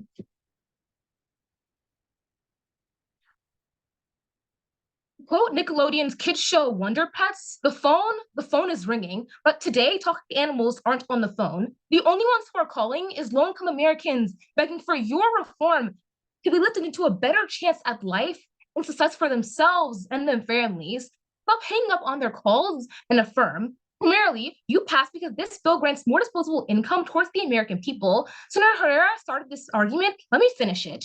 That's because when you're living paycheck to paycheck, senators, you don't have extra funds for anything but survival, leaving no room whatsoever for disposable income or investing in things that isn't the economy. But what the negation doesn't realize is so terrible is because it puts our economy backwards. The Oxford academic tells you in April 2021 that poverty cost the US $1 trillion every year because of a lost economic productivity from those in poverty. What is this bill doing to fix it? Let's dial up the numbers. A report from UBI Works tells us in August 2022 that for every dollar we put into our constituents with UBI, double is made into the economy because it gives people more money to spend and thus boosting it even more. This is so important because it gives people more disposable income to boost the economy, especially small businesses. CV Insights tells you in August 2021 that 29% of small businesses fail because they run out of money. But 100% of small businesses can't happen if people don't have the money to start them. But this bill gives them that chance by giving them more money to spend. But secondly, it also allows people to invest more in those businesses, benefiting our GDP. Because this is so important because Better Accounting tells us in August 2020 that over 43% of our GDP relies on them. When small businesses win, everyone else does too. Where the fabric of our economy is frayed, our businesses stitch it back together. Let our Americans have a needle on that. But secondly, let's go down the flow of today's round and see how the negation's claims fall short every single time. From Senator Khan to Senator Kumar and Peel on the negation, I've already tired this argument that the VAT tax is going to take more from low-income Americans than it's giving. But fact check, the opposite is true because the Tax Policy Center in May 2020 tells us that when giving a 5% tax, this bill does, found that there was only a burden of 0.6% in low-income households in their income, but then in households with the top percent, they actually had a way higher tax burden of over 3.6%. So we're not actually harming them, senators. We're helping them. But even if you ignore all that, the affirmation still wins because Brookings finds in January 2020 that in combination with UBI payments, we eliminate the burden of VAT tax and give additional resources to low-income Americans and moderate all those things that they mentioned in their speeches. But next, Senator Peel, you said that's giving more access to education will be exposing them to job discrimination. That's not true. If we give more money to give access, more job opportunities. So, senators, our missed call notifications are piling up. Low-income Americans are calling on your vote. Will you pick up that call? Stop. Thank you, Representative, for speech of 3 minutes and 10 seconds exactly. All questioners rise. Between Representative Peel and Punsak, that first goes to Representative Punsak. Wait, how does job discrimination like relate to the whole Ubi stuff? Sorry, I didn't get to finish my point because I had time running out. Basically, the whole point was that when we have a UBI, we actually get more money to give access to education, right? And so knowing that, Northeastern University finds that like it actually having college education increases your chance to get jobs by 50%. My question. You already answered my question. Wait, but there are people with college degrees that cannot get a high-paying job. What do you have to say about that? Hey, that's going to happen either way, right? But what I'm saying is that when we have more access. If I told you that low-income Americans will be the ones buying goods that they never could before, while rich people are buying the same amount they did in the past, how does this bill not uniquely hurt low income? Hey, it's not going to hurt low income. I literally just gave a stat about how when we had a similar VAT tax in 5%, it's only actually harming hiring people because taking the money from them and giving it to them. People on high income actually have more money to spend on like goods, which is why the VAT tax only harms them and not low-income Americans. Okay, so they're not going to be harmed. That's a VAT tax. Thank you. Questioning time has elapsed. Questioning time has elapsed. Speaker must be seated. Seeing now speaking the affirmation, all negation speakers rise. Also, people can turn their cameras on again. If that works. Okay, that goes to Representative Vipagunta unopposed. Oh, Representative Khan, do you have a motion or a speech? Speech. Between Representative Vipagunta and Representative Khan, that first goes to Representative Vipagunta. I respectfully thank the chair. Good afternoon, representatives. Representative Vipagunta, spelled Vipagunta, speaking for the second time in this current legislative session. If I could have a quick sign, I will begin when you're all ready. Okay, I'll wait for the parley. Okay, parley's good. The judge is good to go. Perfect. Okay, and my PO ready? Always ready. Okay. Time will begin on my first word. A bill to defund public, oh, my apologies. Oh, sorry. In fact, a bill to implement a universal basic income. When I first saw this legislation, I thought one thing. This is not going to work out. This Congress has failed to understand why this bill does not work out in the first place. And so, with the constant back and forth, it's time we resolve this once and for all. I make the very strong stance. UBI damages people. This topic has been argued by multiple sides, yet let it come to the final reason. Even fact, research shows that UBI can in fact hit the disadvantaged harder, depending on the tax credits. In fact, according to the EIETC and SNAP, housing assistance in New York for a single low-income working parent with 3 children can receive up to $31,000 worth of benefits. However, replacing these benefits with UBIs, the parent would reduce the family's income and benefits by a lot. To put this and to quantify $19,100 for 12,000 UBI. Furthermore, all the affirmation speakers in today's debate states that UBIs result in lower poverty rates. Here's the thing, this Congress once again fails to understand the proprietary issue here. One concern is that UBI would incite millions of workers to stop working. In fact, if people are not even working, there is less taxable income. So it shows here that they can stop working for reasons that benefit society as a whole. For example, for better education or for caring for a relative need. This shows that when people stop working, it eventually lowers economic productivity and results in lower poverty rates, which is why, once again, the negation wins in this aspect. But another issue which must be addressed is the people. We are a Congress who works for the people. However, the people don't want it, as a majority of US adults say that they would oppose the federal government providing a guaranteed income, or a UBI, according to a study from the previous Censor in August 2019. This shows that this Congress, who works for the people, is not going to be doing what in the people's best interest. So clearly, the negation wins here. But finally, regarding VAT taxes, the negation tells you straightly that Investopedia says that the potential drawbacks of a VAT include increased costs for business owners throughout the chain of production. VAT is calculated at every step of the sales process. Bookkeeping alone only results in bigger burden for a company, which passes on to the additional cost to the customer. This shows you that VAT taxes can have effects on the economy, which once again, the affirmation tries so hard to negate, yet they simply cannot look to the facts. Furthermore, even if you don't believe this, the Heritage Foundation states that the VAT triggers more government spending and higher tax burdens, which clearly shows that the VAT tax is not the best approach to solve the universal basic income issue. So when it comes back, you negate for people. Thank you. Thank you, Representative, for speech of 3 minutes and 9 seconds. Questioners rise. Between Representative Herrera, Dayu, Representative Jane, Litchfield, Altman, Gatam, and Funsuk. That first goes to Representative Altman. Hi, so you're concerned about the VAT tax causing inflation, correct?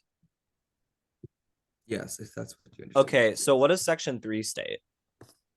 Well, Section 3 states that we're going to be every year, 5 years, that amount of money will be revised to remain proportional to inflation. Right. So this legislation counters the VAT tax by adjusting the UBI each year to combat. Well, how does it counter it? I'm telling you that VAT taxes triggers more government spending and has higher tax burdens. I don't see how any sort of providing that we do, plus that too, this Section 3 only states for every 5 years.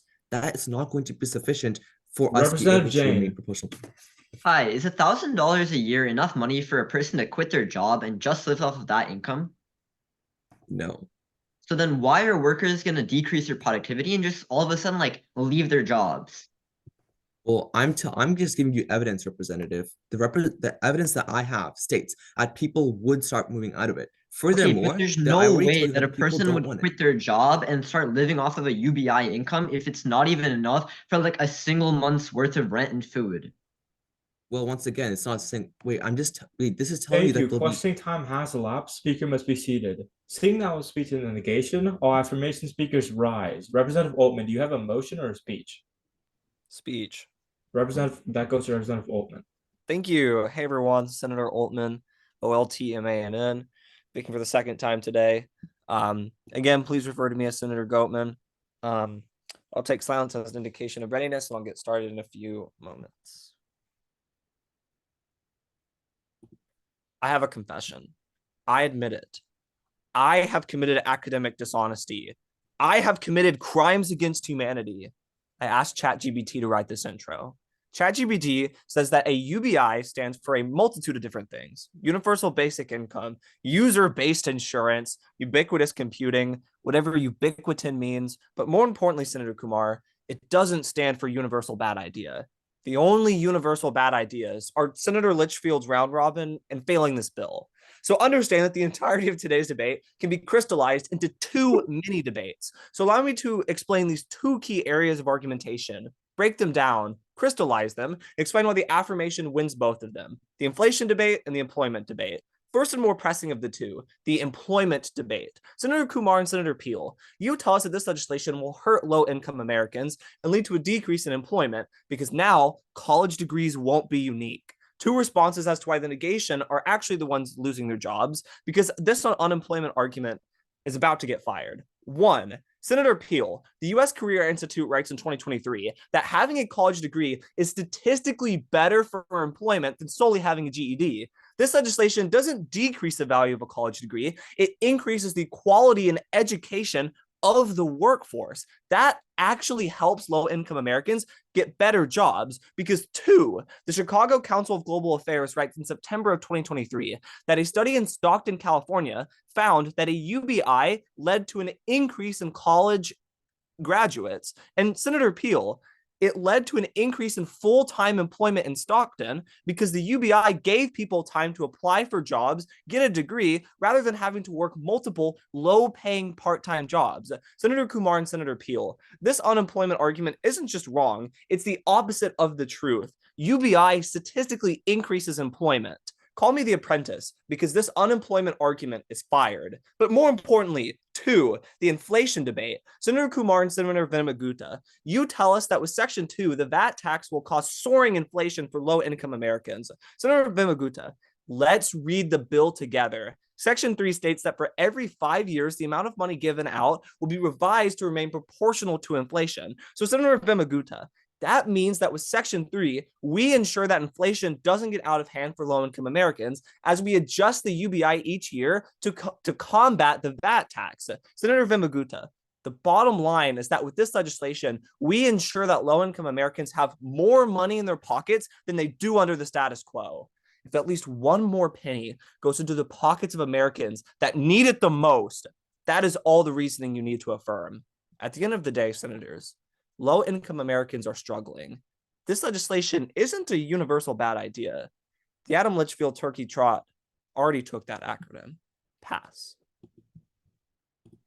Thank you, Representative, for a speech of 2 minutes and 55 seconds. All questioners rise. Between Representative Peel and Venemaguta and Kumar, that first goes to Representative Venemaguta, and Khan, that still goes to Representative Venemaguta. Hi, Representative. So what is the correlation between the number of college graduates with an increase because of UBI and the quality of education? Yeah, sure. So the study that I read that came out of Stockton, California, found that a UBI led to an increase in college graduates. Right, and but it how led is to an an increase increase in in college? full-time employment? I'm sorry? Right, but how is an increase in college graduates correlated to an increase in quality of education that you state? What do you mean? You're basically saying that more, so you're trying to say that because the quality of education is Representative rising, Kumar. that the number of college graduates are going to. Hi. So every empiric and past analysis you cited of UBI, like increasing employment or college education, the VAT wasn't funding it. What happens when the VAT funds this legislation? We give Americans $1,000 yearly? Yeah, they lose more than they gain, right? No, they don't, because we adjust the UBI every 5 years to make sure it combats the VAT. Yeah, that's for what Section 3 is written. current levels, they still lose more money. No. We adjust the price. Thank for you. Questioning time has adjust it. elapsed. Speaker must be seated. Seeing now a speech in the affirmation, all negation speakers rise. That goes to Representative Khan, unopposed. Hey everyone, Representative Khan spelled K-H-A-N. Once again spelled K-H-A-N. If I just get a thumbs up for my judges, then we can begin. Could I just have like 10 seconds? Sorry. Of course, yeah, take your time. Just let me know when you're ready. Thumbs up, we good? If you're not ready, just give me a holler, by the way. All right, I think we're good.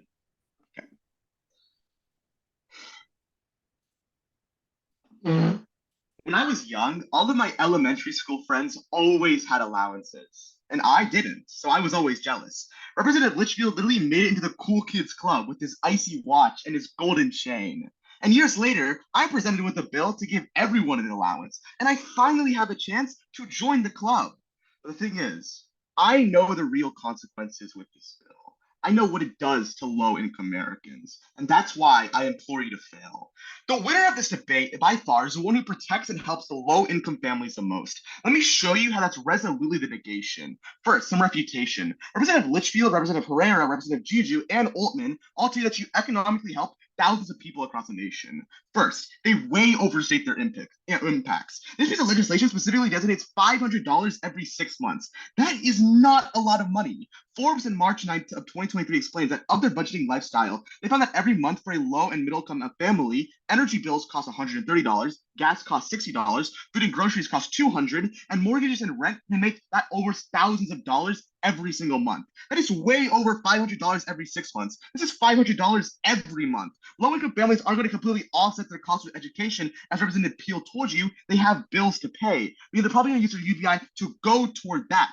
They're going to be using all their monies then on basic necessities. That means, Representative Altman, none of your arguments about education and freedom are inherently true when they have to spend it for their basic needs. And even then, it doesn't cover that much of their basic needs. It's only $500 every 6 months. I'm telling you that basic needs are $500 every month. You are barely going to help low-income families once you pass. And in the meantime, you murder them with the VAT tax, as my side has already told you. Because low-income people pay for goods and groceries more often, they are regressively attacked from the VAT tax. The VAT tax applies to goods. So if you buy more goods often, buy more groceries, buy more food, buy more gas, as low-income families historically do, you get hurt more regressively. The European Data Journalism 2022 backs me up when they state that in the European UBI, in countries like Germany and England, the poorest households pay more than 20% of their income on the VAT tax, while the rich pay less than 10% of their income for a VAT in most European countries.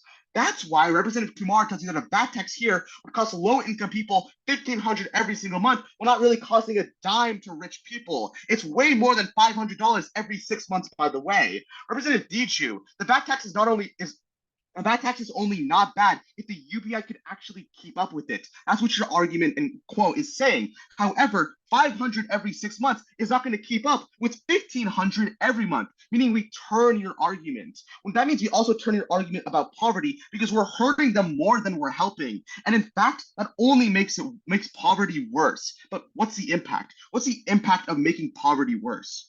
You hurt human life.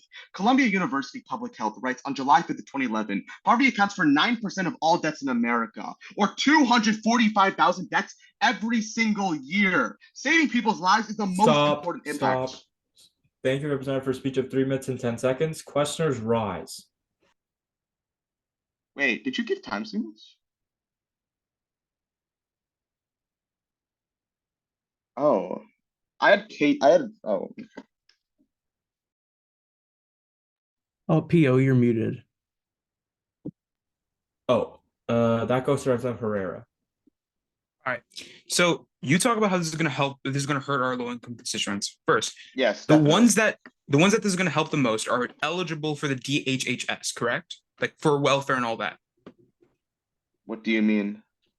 Okay, so the ones that it's going to hurt, we already have welfare programs in place, but the problem is that these welfare programs are severely underfunded. When you pass today, I tell you in my speech that you end up funding these programs, making it so where, yes, we're just funding some separate UBI. We're not funding social security programs in this piece of legislation. No, you're funding the entirety of the DHHS, which a portion between Representative Altman, Gatam, and Dayu, and Litchfield. That first goes to Representative Altman. Hi.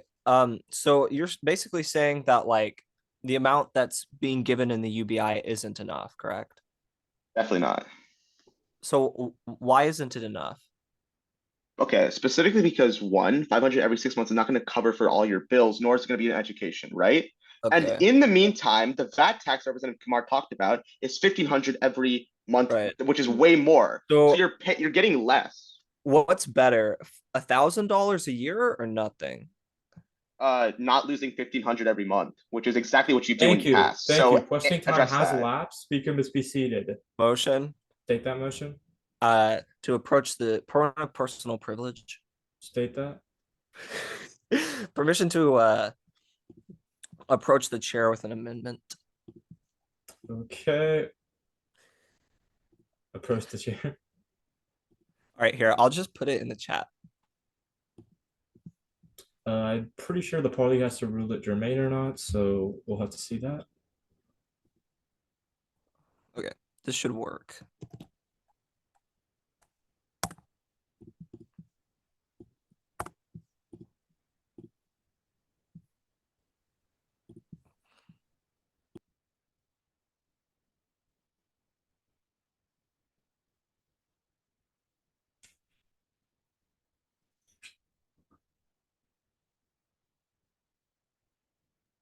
I mean, I wish you had done this at the start, but it is germane, so I do have to, rule it that way. Okay, so we do need seconds. We need 1/3 seconds, and we do have it. All in favor of this amendment. We need a 2/3 majority. That is 1 Peel, 2 Jane, 3 Litchfield, 4 Gatam, 5 Herrera, 6 Altman, 7 Dayu, 8 Kumar, 9 Vipagunta. All those against? All those abstaining? Representative Khan and Pumsuk, do y'all abstain or do y'all Sorry, I was still reading it. I'll vote for it. Representative Pumsuk? I'll vote for it also. So seeing a unanimous decision, that amendment does pass. Seeing our last speech was in a negation, all affirmation speakers rise. Between Representative Jane and Representative Gatam, that first goes to Representative Gatam. Thank you for my judges. This is Representative Gatam, GAUTAM, speaking for the second time in this legislative session, always at the discretion of those above me. Please verbally indicate if you're not ready for me to go. Otherwise, I'll begin shortly here. Just give me a moment to give some feedback. Got it.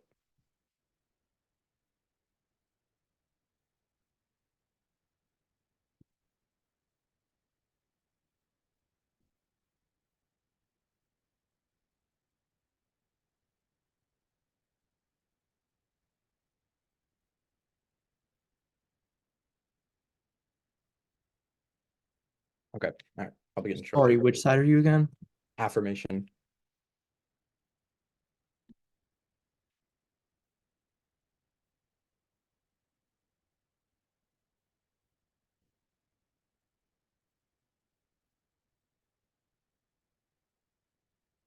We all good? I'll just begin in a second. There have been many different definitions of what UBI stands for in this debate. The legislation states universal basic income. Representative Kumar states universally bad idea.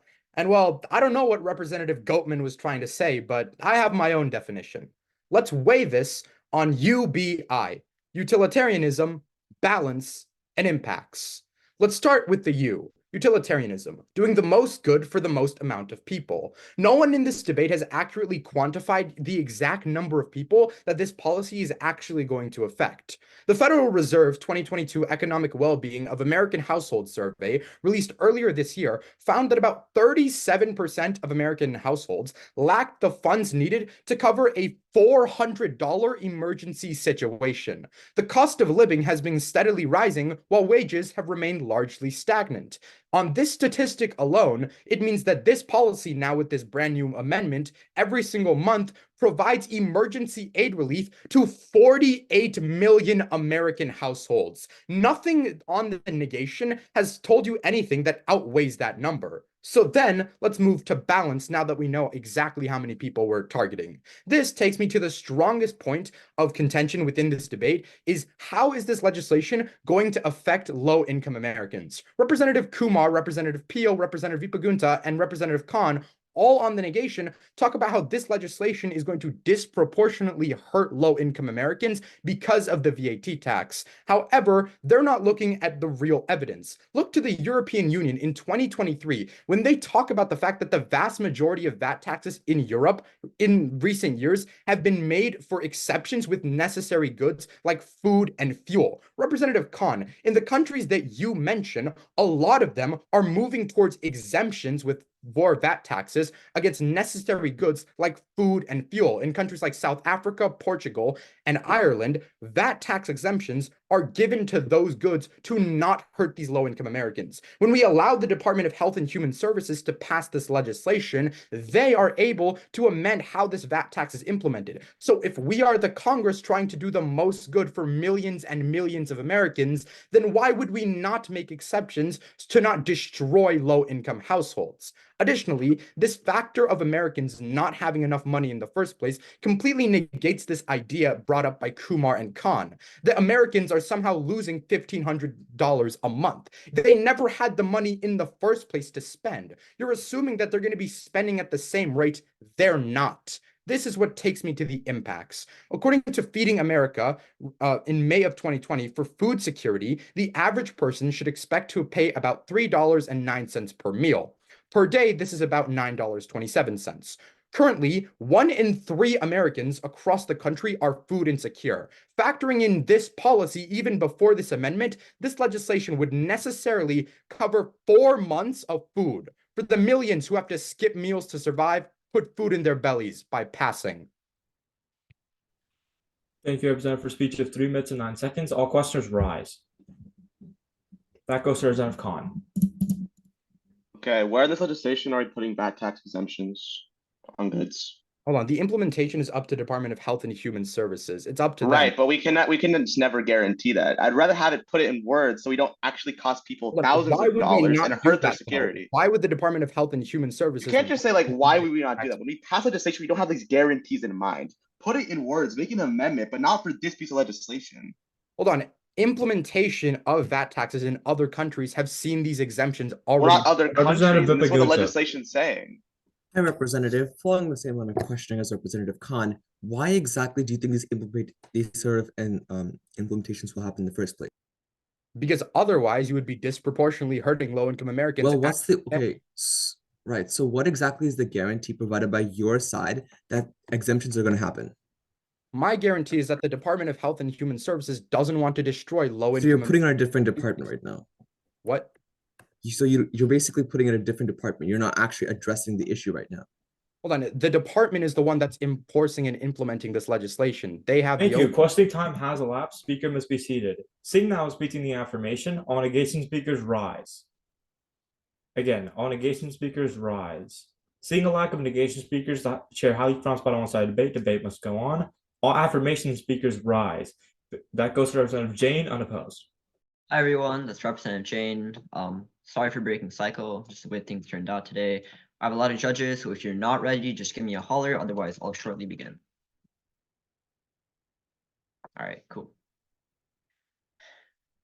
UBI is often called the freedom dividend. It gives freedom to the Americans who will receive it. But for Representative Khan, this might mean the freedom to splurge on the newest set of Hot Wheels. But for millions of Americans, it could mean the freedom to put food on the table. It can mean the freedom to have a roof over their heads. It can mean a freedom to have a voice against their exploitative employers. For all of those freedoms and Representative Khan's new set of Hot Wheels, pass this freedom dividend. Now, the negation has been beating the same dead horse of how a VAT tax is inherently bad and how it hurts our low-income constituents, from Representative Kumar to Representative Khan. Allow me to be the first on my side to completely disprove this argument and put this dead horse to rest. Firstly, let's look at where low-income constituents spend the majority of their money, something nobody else has done in this round. Brookings.edu in 2016 quantifies that housing takes up 41% of spending, and 30% is food and other utilities. Here's why that's so important. Representative Khan, it doesn't matter if we don't specifically claim what's exempted from the VAT tax, because housing, including rent, isn't taxed under a VAT tax.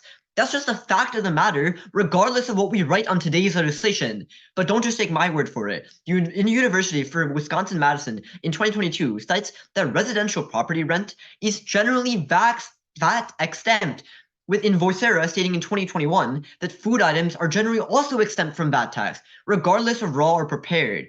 This is the single most argument that everybody in this entire round has missed. This is why we don't hurt our low-income constituents with the VAT tax.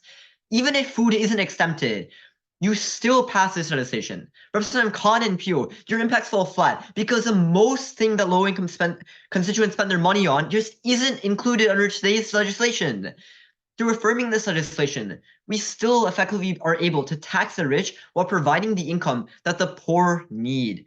But don't just take it from me. Brookings in 2022 finds that a similar legislation to the one proposed today would increase income of the lowest 20% by 17%. The middle would go unchanged, and the top 1% would fall by 5.5%. This directly refutes every single negation argument that we're hurting our low-income constituents. Combine this with the increased income of the now $6,000 a year with our amendment, and our low-income Americans are helped, not hurt. But what is exactly the impact of this? We raise millions of people out of poverty. The World Bank cited that a universal basic income reduces the headcount index by 14.5%. Effectively, this legislation would help millions of families bring food to the table. It would help thousands buy clothes and become educated and break the cycle of poverty. Breaking the chains of poverty is the most important impact in today's round. For those people, we affirm. Representative Khan, this legislation is the picture-perfect finish. You can enjoy your new Hot Wheels while millions enjoy their livelihoods. Affirm. Thank you, Representative, for speech of 3 minutes and 9 seconds. All questioners rise. Between Representative Kumar, Peel, and Vipagunta, and Representative Litchfield, that first goes to Representative Litchfield. You're muted. Whoops. Okay, Representative, tell me. Let's talk about this VAT tax for a minute. If we implement a VAT tax, who gets hurt more? Higher income constituents who are paying a lot of money to buy certain goods because they have more money, or low income constituents who pay less for everything? I would argue that like neither like hurt, but higher income would be spending more on the VAT tax. Right. So who are we actually taking? Like, are we doing like something like Robin Hood, where we take from the rich and give to the poor? Or are we making a blanket tax that helps people while not hurting them? We're taking essentially more money from the rich than the poor, so that we can Representative Kumar and give it out to the poor.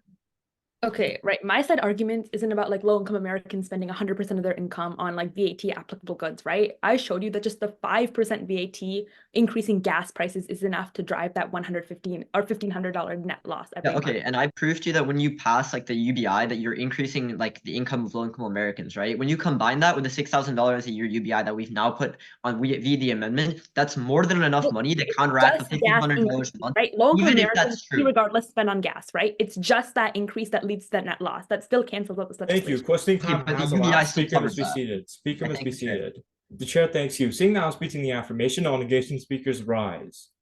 Again, all negation speakers state that motion. Barring any further speeches, I move to previous question. Are there any seconds? All in favor? Any opposed? That motion does pass. All those in favor of this legislation, raise your placard and keep it raised until I say your name.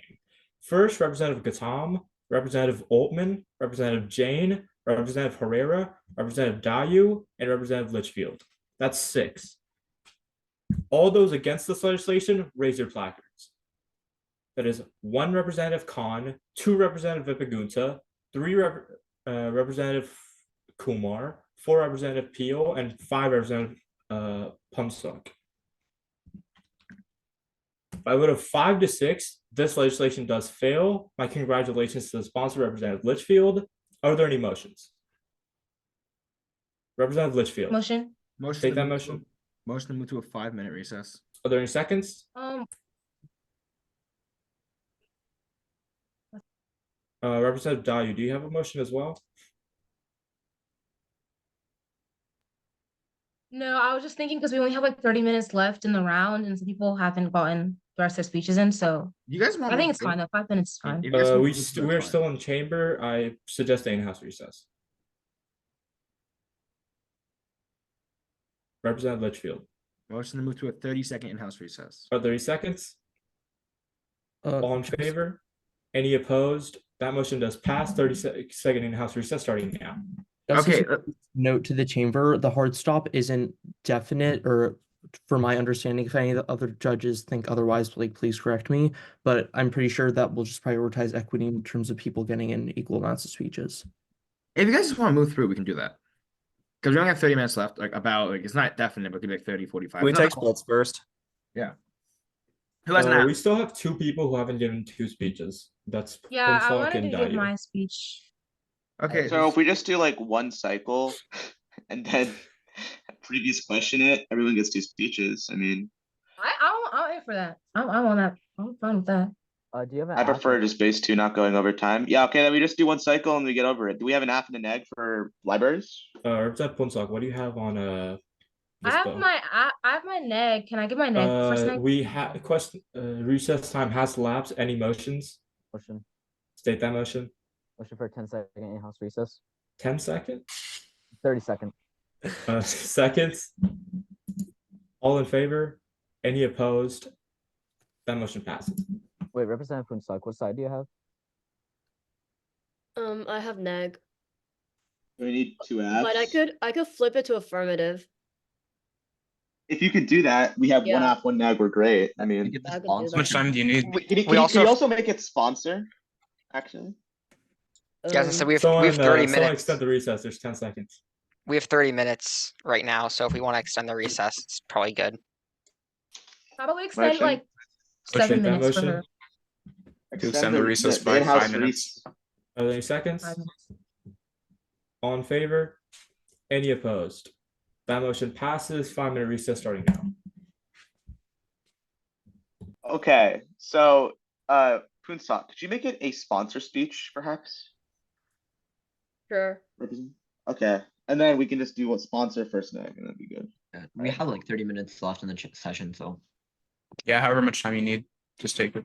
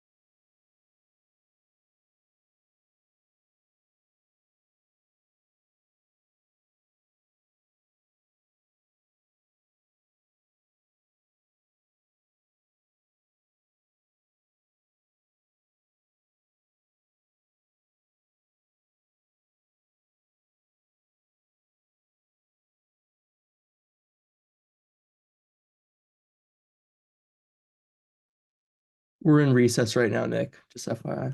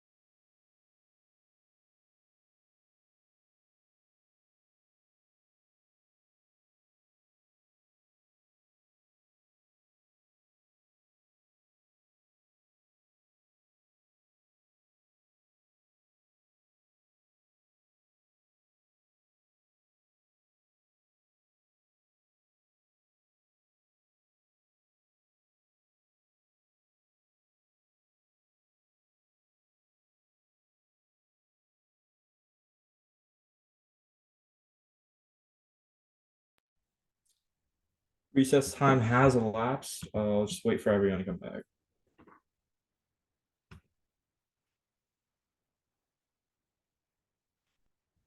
Senator Punstock, are you finished with you're finished with your first staff, or do you need more time? I just need to find one more warrant and then I'll be done. Okay, do you want like to extend it like a minute or two? Yes, please. Are there any motions? Motion? State that motion. Motion to Motion extend to extend the recess by 2 minutes. Are there any seconds? Second. All in favor? Any opposed? That motion does pass. 2-minute recess starting now.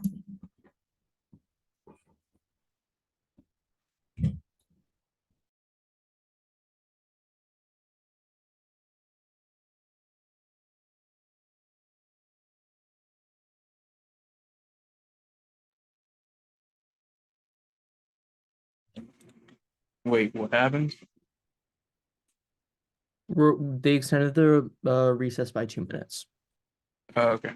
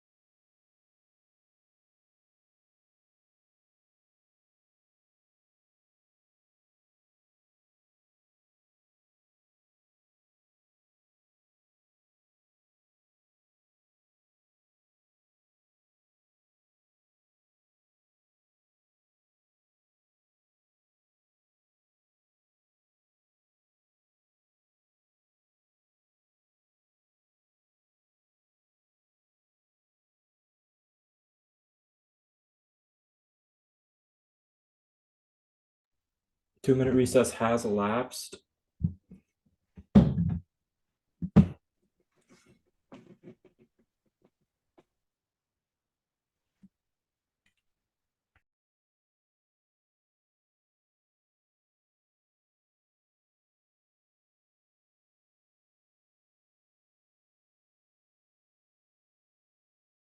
Also, as everyone turns their cameras back on, just as an FYI, there's going to be judge feedback after this. So like after we finish this round, it'll just be a few minutes for judges to like finish their ballots, turn their cameras off. So if you all, for those who want feedback, would stay on the call. And then afterwards we can do breakout rooms with individual judges, which would be great. Okay, since everyone is back, let me ask, are the judges back? Okay, do we want to wait for Representative Peel? Okay, he's back. We are back in session. Since we did end our last bill, we will move on to the next legislation, that being libraries. All sponsorships rise. Representative Punso. My name is Senator Punsok, spelled PhuntSok. This is my second and last time speaking in this session. I am at the leisure of all those above me, any sign of life from the judge or the PO, and I will begin. Okay, I will start my first word. Okay. Carl Heese once said, "The fundamental question of politics has always been whether there should be politics." Writing has always been a political act, an outlet to speak for voices that have been silenced. The censoring of books is a blasphemy of the highest kind. You are censoring voices, and the censorship especially targets the voices of minorities. And for this year, book censorships have increased. Let me repeat. Writing has always been political. Ever since Ron DeSantis, a Florida senator, has passed his don't say gay bill or his book ban bill banning books in schools. American Library Association has recorded in 2023 that nearly 2,000 unique titles were challenged in libraries across the country between January 1st and August 31st. If 2,000 titles have already been challenged, then we already have less books in public libraries because of the censorship. If we pass this bill, we are allowing the progression. If we fail this bill, we are allowing the progression of more of these books to get censored. But why does this matter? Book censorship indiscriminately censors books that relate to human identity, such as books as Memoirs of a Genderqueer and All Boys Aren't Blue. These are all books that relate to gender identity and sexuality. The censorship of these books silences queer history and doesn't allow their story to shine through. In short, this censorship is erasing queer history in the public library. Moreover, but this legislation in section 1 and 2, we are specifically targeting these censorships and mitigating it by cutting off funding for these libraries. Public School Review finds that banning books limits students' exposure to different perspectives, stifles critical thinking, and hinder their understanding of important societal issues. By censoring books, we risk nurturing a generation of children who lack the tools necessary to engage with societal issues. As these students grow into adults, their limited exposure may lead to pervasive ignorance, hindering their ability to comprehend and address larger societal problems. Racism, LGBTQ, the wage gap between men and women, leading them not able to identify these issues nor understand the problem of them. It is imperative that we defund these libraries that don't represent people well, nor provide actual issues or shed light to any societal issues. These libraries promote ignorance, and moreover, these libraries are going in direct violation of what the American Libraries Association wants to do. It states in 2023 that libraries should provide materials and information presenting all points of view on current and historical issues. Thank you. Thank you. Proscribed. Thank you. That was a speech of 3 minutes and 10 seconds. All questioners rise. Between Representative Gatam, Vipagutta, Litchfield, Herrera, Kumar, and Dayu, that first goes to Representative Gatam. Hi, is it up to these libraries whether or not the books get banned, or is it up to the local governments and communities that ban these books? Okay, so a lot of the reasons why these books are getting banned is because a lot of citizens are complaining about these books. However, this goes in direct violation, as I stated, of the public of what libraries are supposed to do. They're not allowed to censor books and stuff. Do libraries get the majority of their funding from the federal government or from these local governments? That it's a mixture of federal government, state, and local governments. The local governments give them more, right? Representative Dayu. No, it's a whole mix of it. Thank you, Chair. Hey, so in a similar line of questioning, right? You said writing, is political. Yes, in your speech. Yes. Okay, so if that's true, why target libraries when politics or elected officials are the ones who are in power here? How are we going to stop book banning by targeting libraries? Okay. I understand your question. Okay. So the thing is, politicians are utilizing libraries to spread their political agenda. That's why we target politicians, not libraries. We can't do that. We can't Representative Herrera. Okay, so where do most ESOL classes take place? What? Where do most ESOL classes take place to teach children English? Typically it's libraries. Schools. It's libraries. Yeah. It's school libraries. So when you defund school libraries under today's legislation, no. We're you talking are about making it so public libraries. This legislation is specifically talking about public libraries, not school libraries. Are school libraries public? Yes, they are, because they're accessible to public students. No, they're not. Public schools. No, they're not. Representative Altman. Hello. Where do the majority of libraries' funding come from? Oh, as I've stated in the previous questioning block, it comes from federal, local, or state, and there's donations and stuff. Right. So a little bit over 88% of most libraries' funding comes from state and local authorities. So why does removing federal funding change anything? Wait, No, but the thing is, if we get rid of the funding, then they Representatives, questioning time has elapsed. Speaker must be seated. Seeing now speech in the affirmation, all negation speakers rise. Representative Dayu. Again, if people could turn their cameras off or competitors for this thing, and then turn them on for questioning, that'd be great. Thank you, Chair. This Senator Jeju, once again, speaking for the second and final time in this session. Once again, pronounce Jeju, and then you can just see my screen to see how to spell it. And then I'm just going to take your sign of silence as a sign for me to start. And whenever y'all are ready, I'll go. Whether the last time you read a book was in the 3rd grade, or you're an avid book talk, bookstagram, or book Twitter user, this bill should scare you. Not because right-wing officials care about friends-to-lover tropes or murder mystery books, but because they care about censoring books with representation they don't agree with through targeting libraries with pressure and threats of defunding. Now, libraries are unfairly targeted and paying the price for bans they don't have a choice in, threatening their existence in the status quo. This bill exacerbates that. You fail. Primarily because this bill unfairly targets libraries. That's because, Senator Finstock, your legislation glosses over the fact that libraries, or even local citizens, aren't the one making the decisions here. It's local governments. PEN America tells you in April 2023 that almost 75% of bans were connected to local efforts from elected officials and enacted legislation. When they didn't follow that, they were met with threats of defunding and even harassment. But don't take it from me. Take it from states like Missouri, Texas, and Florida, who all threatened to withhold millions of dollars and even permanently close libraries for not complying with their bills. If you pass, you only give libraries the option of following today's legislation and losing federal money, or following state legislation and also losing funding. You don't have any choice here because Words Rated tells you in March of this year that 94% of funding comes from state and local governments. That means they're always going to choose the latter, meaning that shutting down libraries is inevitable. So why does that matter? I have 2 major impacts.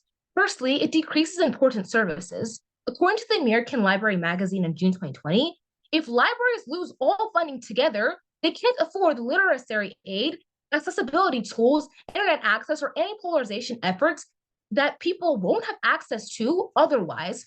That means people like low-income Americans who don't have access to internet or have trouble reading. Libraries are their hope.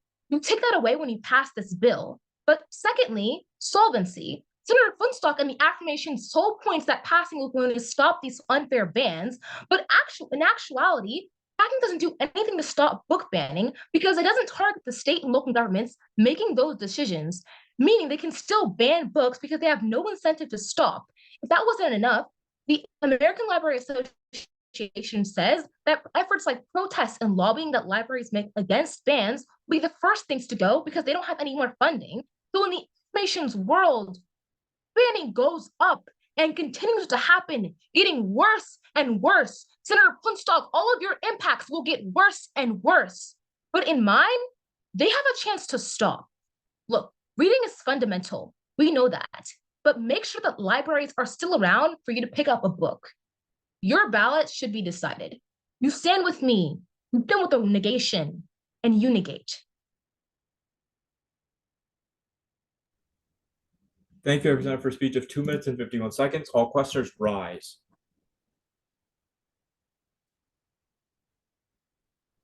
Between Representative Litchfield and Punsuk and Herrera, that first goes to Representative Punsuk. So are we just going to continue to give them funding, even though they're censoring these books?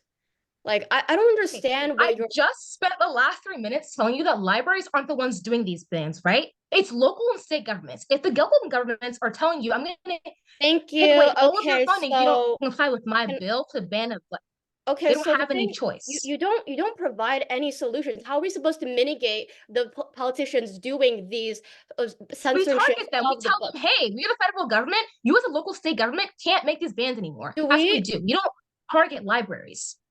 What does that? You haven't even stated any sort of laws, any regulations. You just say, okay, we're just gonna stop doing this. You don't have any regulations. You don't have any laws. You don't have any regulations. But we're Congress. Doesn't this legislation put federal pressure on local state governments to like not ban books? Not actually, because like I just told you in my speech that local and state governments actually want to like defund Yeah, so it's the libraries more politicians that are because doing they this can thing, right? ban So books when we passed easier. it, when we passed today's legislation, we're putting federal like power. We like the federal government are saying this is a bad thing. So why are local politicians not going to be encouraged to stop the banning of books, which literally Congress is want telling to them is a defund bad thing to libraries. do? They want to defund libraries. I can give you Representative examples in Khan. states like Missouri Politicians and want to Texas who defund are libraries. funding libraries. Does the but federal they don't want government have does the federal government have influence on state and local governments? Yes, obviously we're higher than the state and local governments. Okay, so if we show our support for getting rid of book bans and all that stuff, wouldn't they be more inclined to like do so? I mean, they wouldn't cut funding. No, because we're not defunding the root at the problem or the root of the problem, right? We're only defunding libraries, not doing anything with local and state We're governments. showing a Because local and state stand governments against them actually defunding it. No, they're not though, because actually they're the ones doing the defunding, right? Local and state Representative governments make Yeah, the and we're majority showing our of support funding. that are not They're supporting taking that. it away from Representative, them. hi, Representative. What are politicians? What are politicians, Representative? Your thing cut out. Oh, There are people who look. can you guys hear me Sorry. now? Yeah, I can hear you now. Yeah. Sorry. So what are politicians? People who like go over the government and like basically take care of everything. Right. Like People who work for the people. And if the people are clearly against defunding, then why so if they're for wait, no, if the people are okay. supporting. I'm not understanding your question here, but Thank point you. is, Questioning time has these elapsed. politicians Speaker aren't must doing be anything seated. to help. Representative Litchfield, do you have a motion? Representative Herrera. Motion to move to previous question. Are there any seconds? All in favor? Any opposed? That motion does pass. Are there all those in favor of this legislation? Raise your placard until I say your name, then lower. That is 1 Jane, 2 Punsok, 3 Altman, 4 Khan, 5 Peel, 6 Kumar. All those against this legislation, raise your placard and don't lower it until I say your name. Representative Litchfield, Representative Dedew, Representative Gautam, and Representative Herrera, and Representative Lipagupta. By a vote of 6 to 5, this legislation does pass. My congratulations to the sponsor. Are there any motions? Representative Litchfield. Motion to move to orders of the day. Okay, that is at the discretion of the PO. So we do move to orders of the day. We gave 22 speeches today and 60 something questions. And at 11:54, we do adjourn. Nice job, everyone.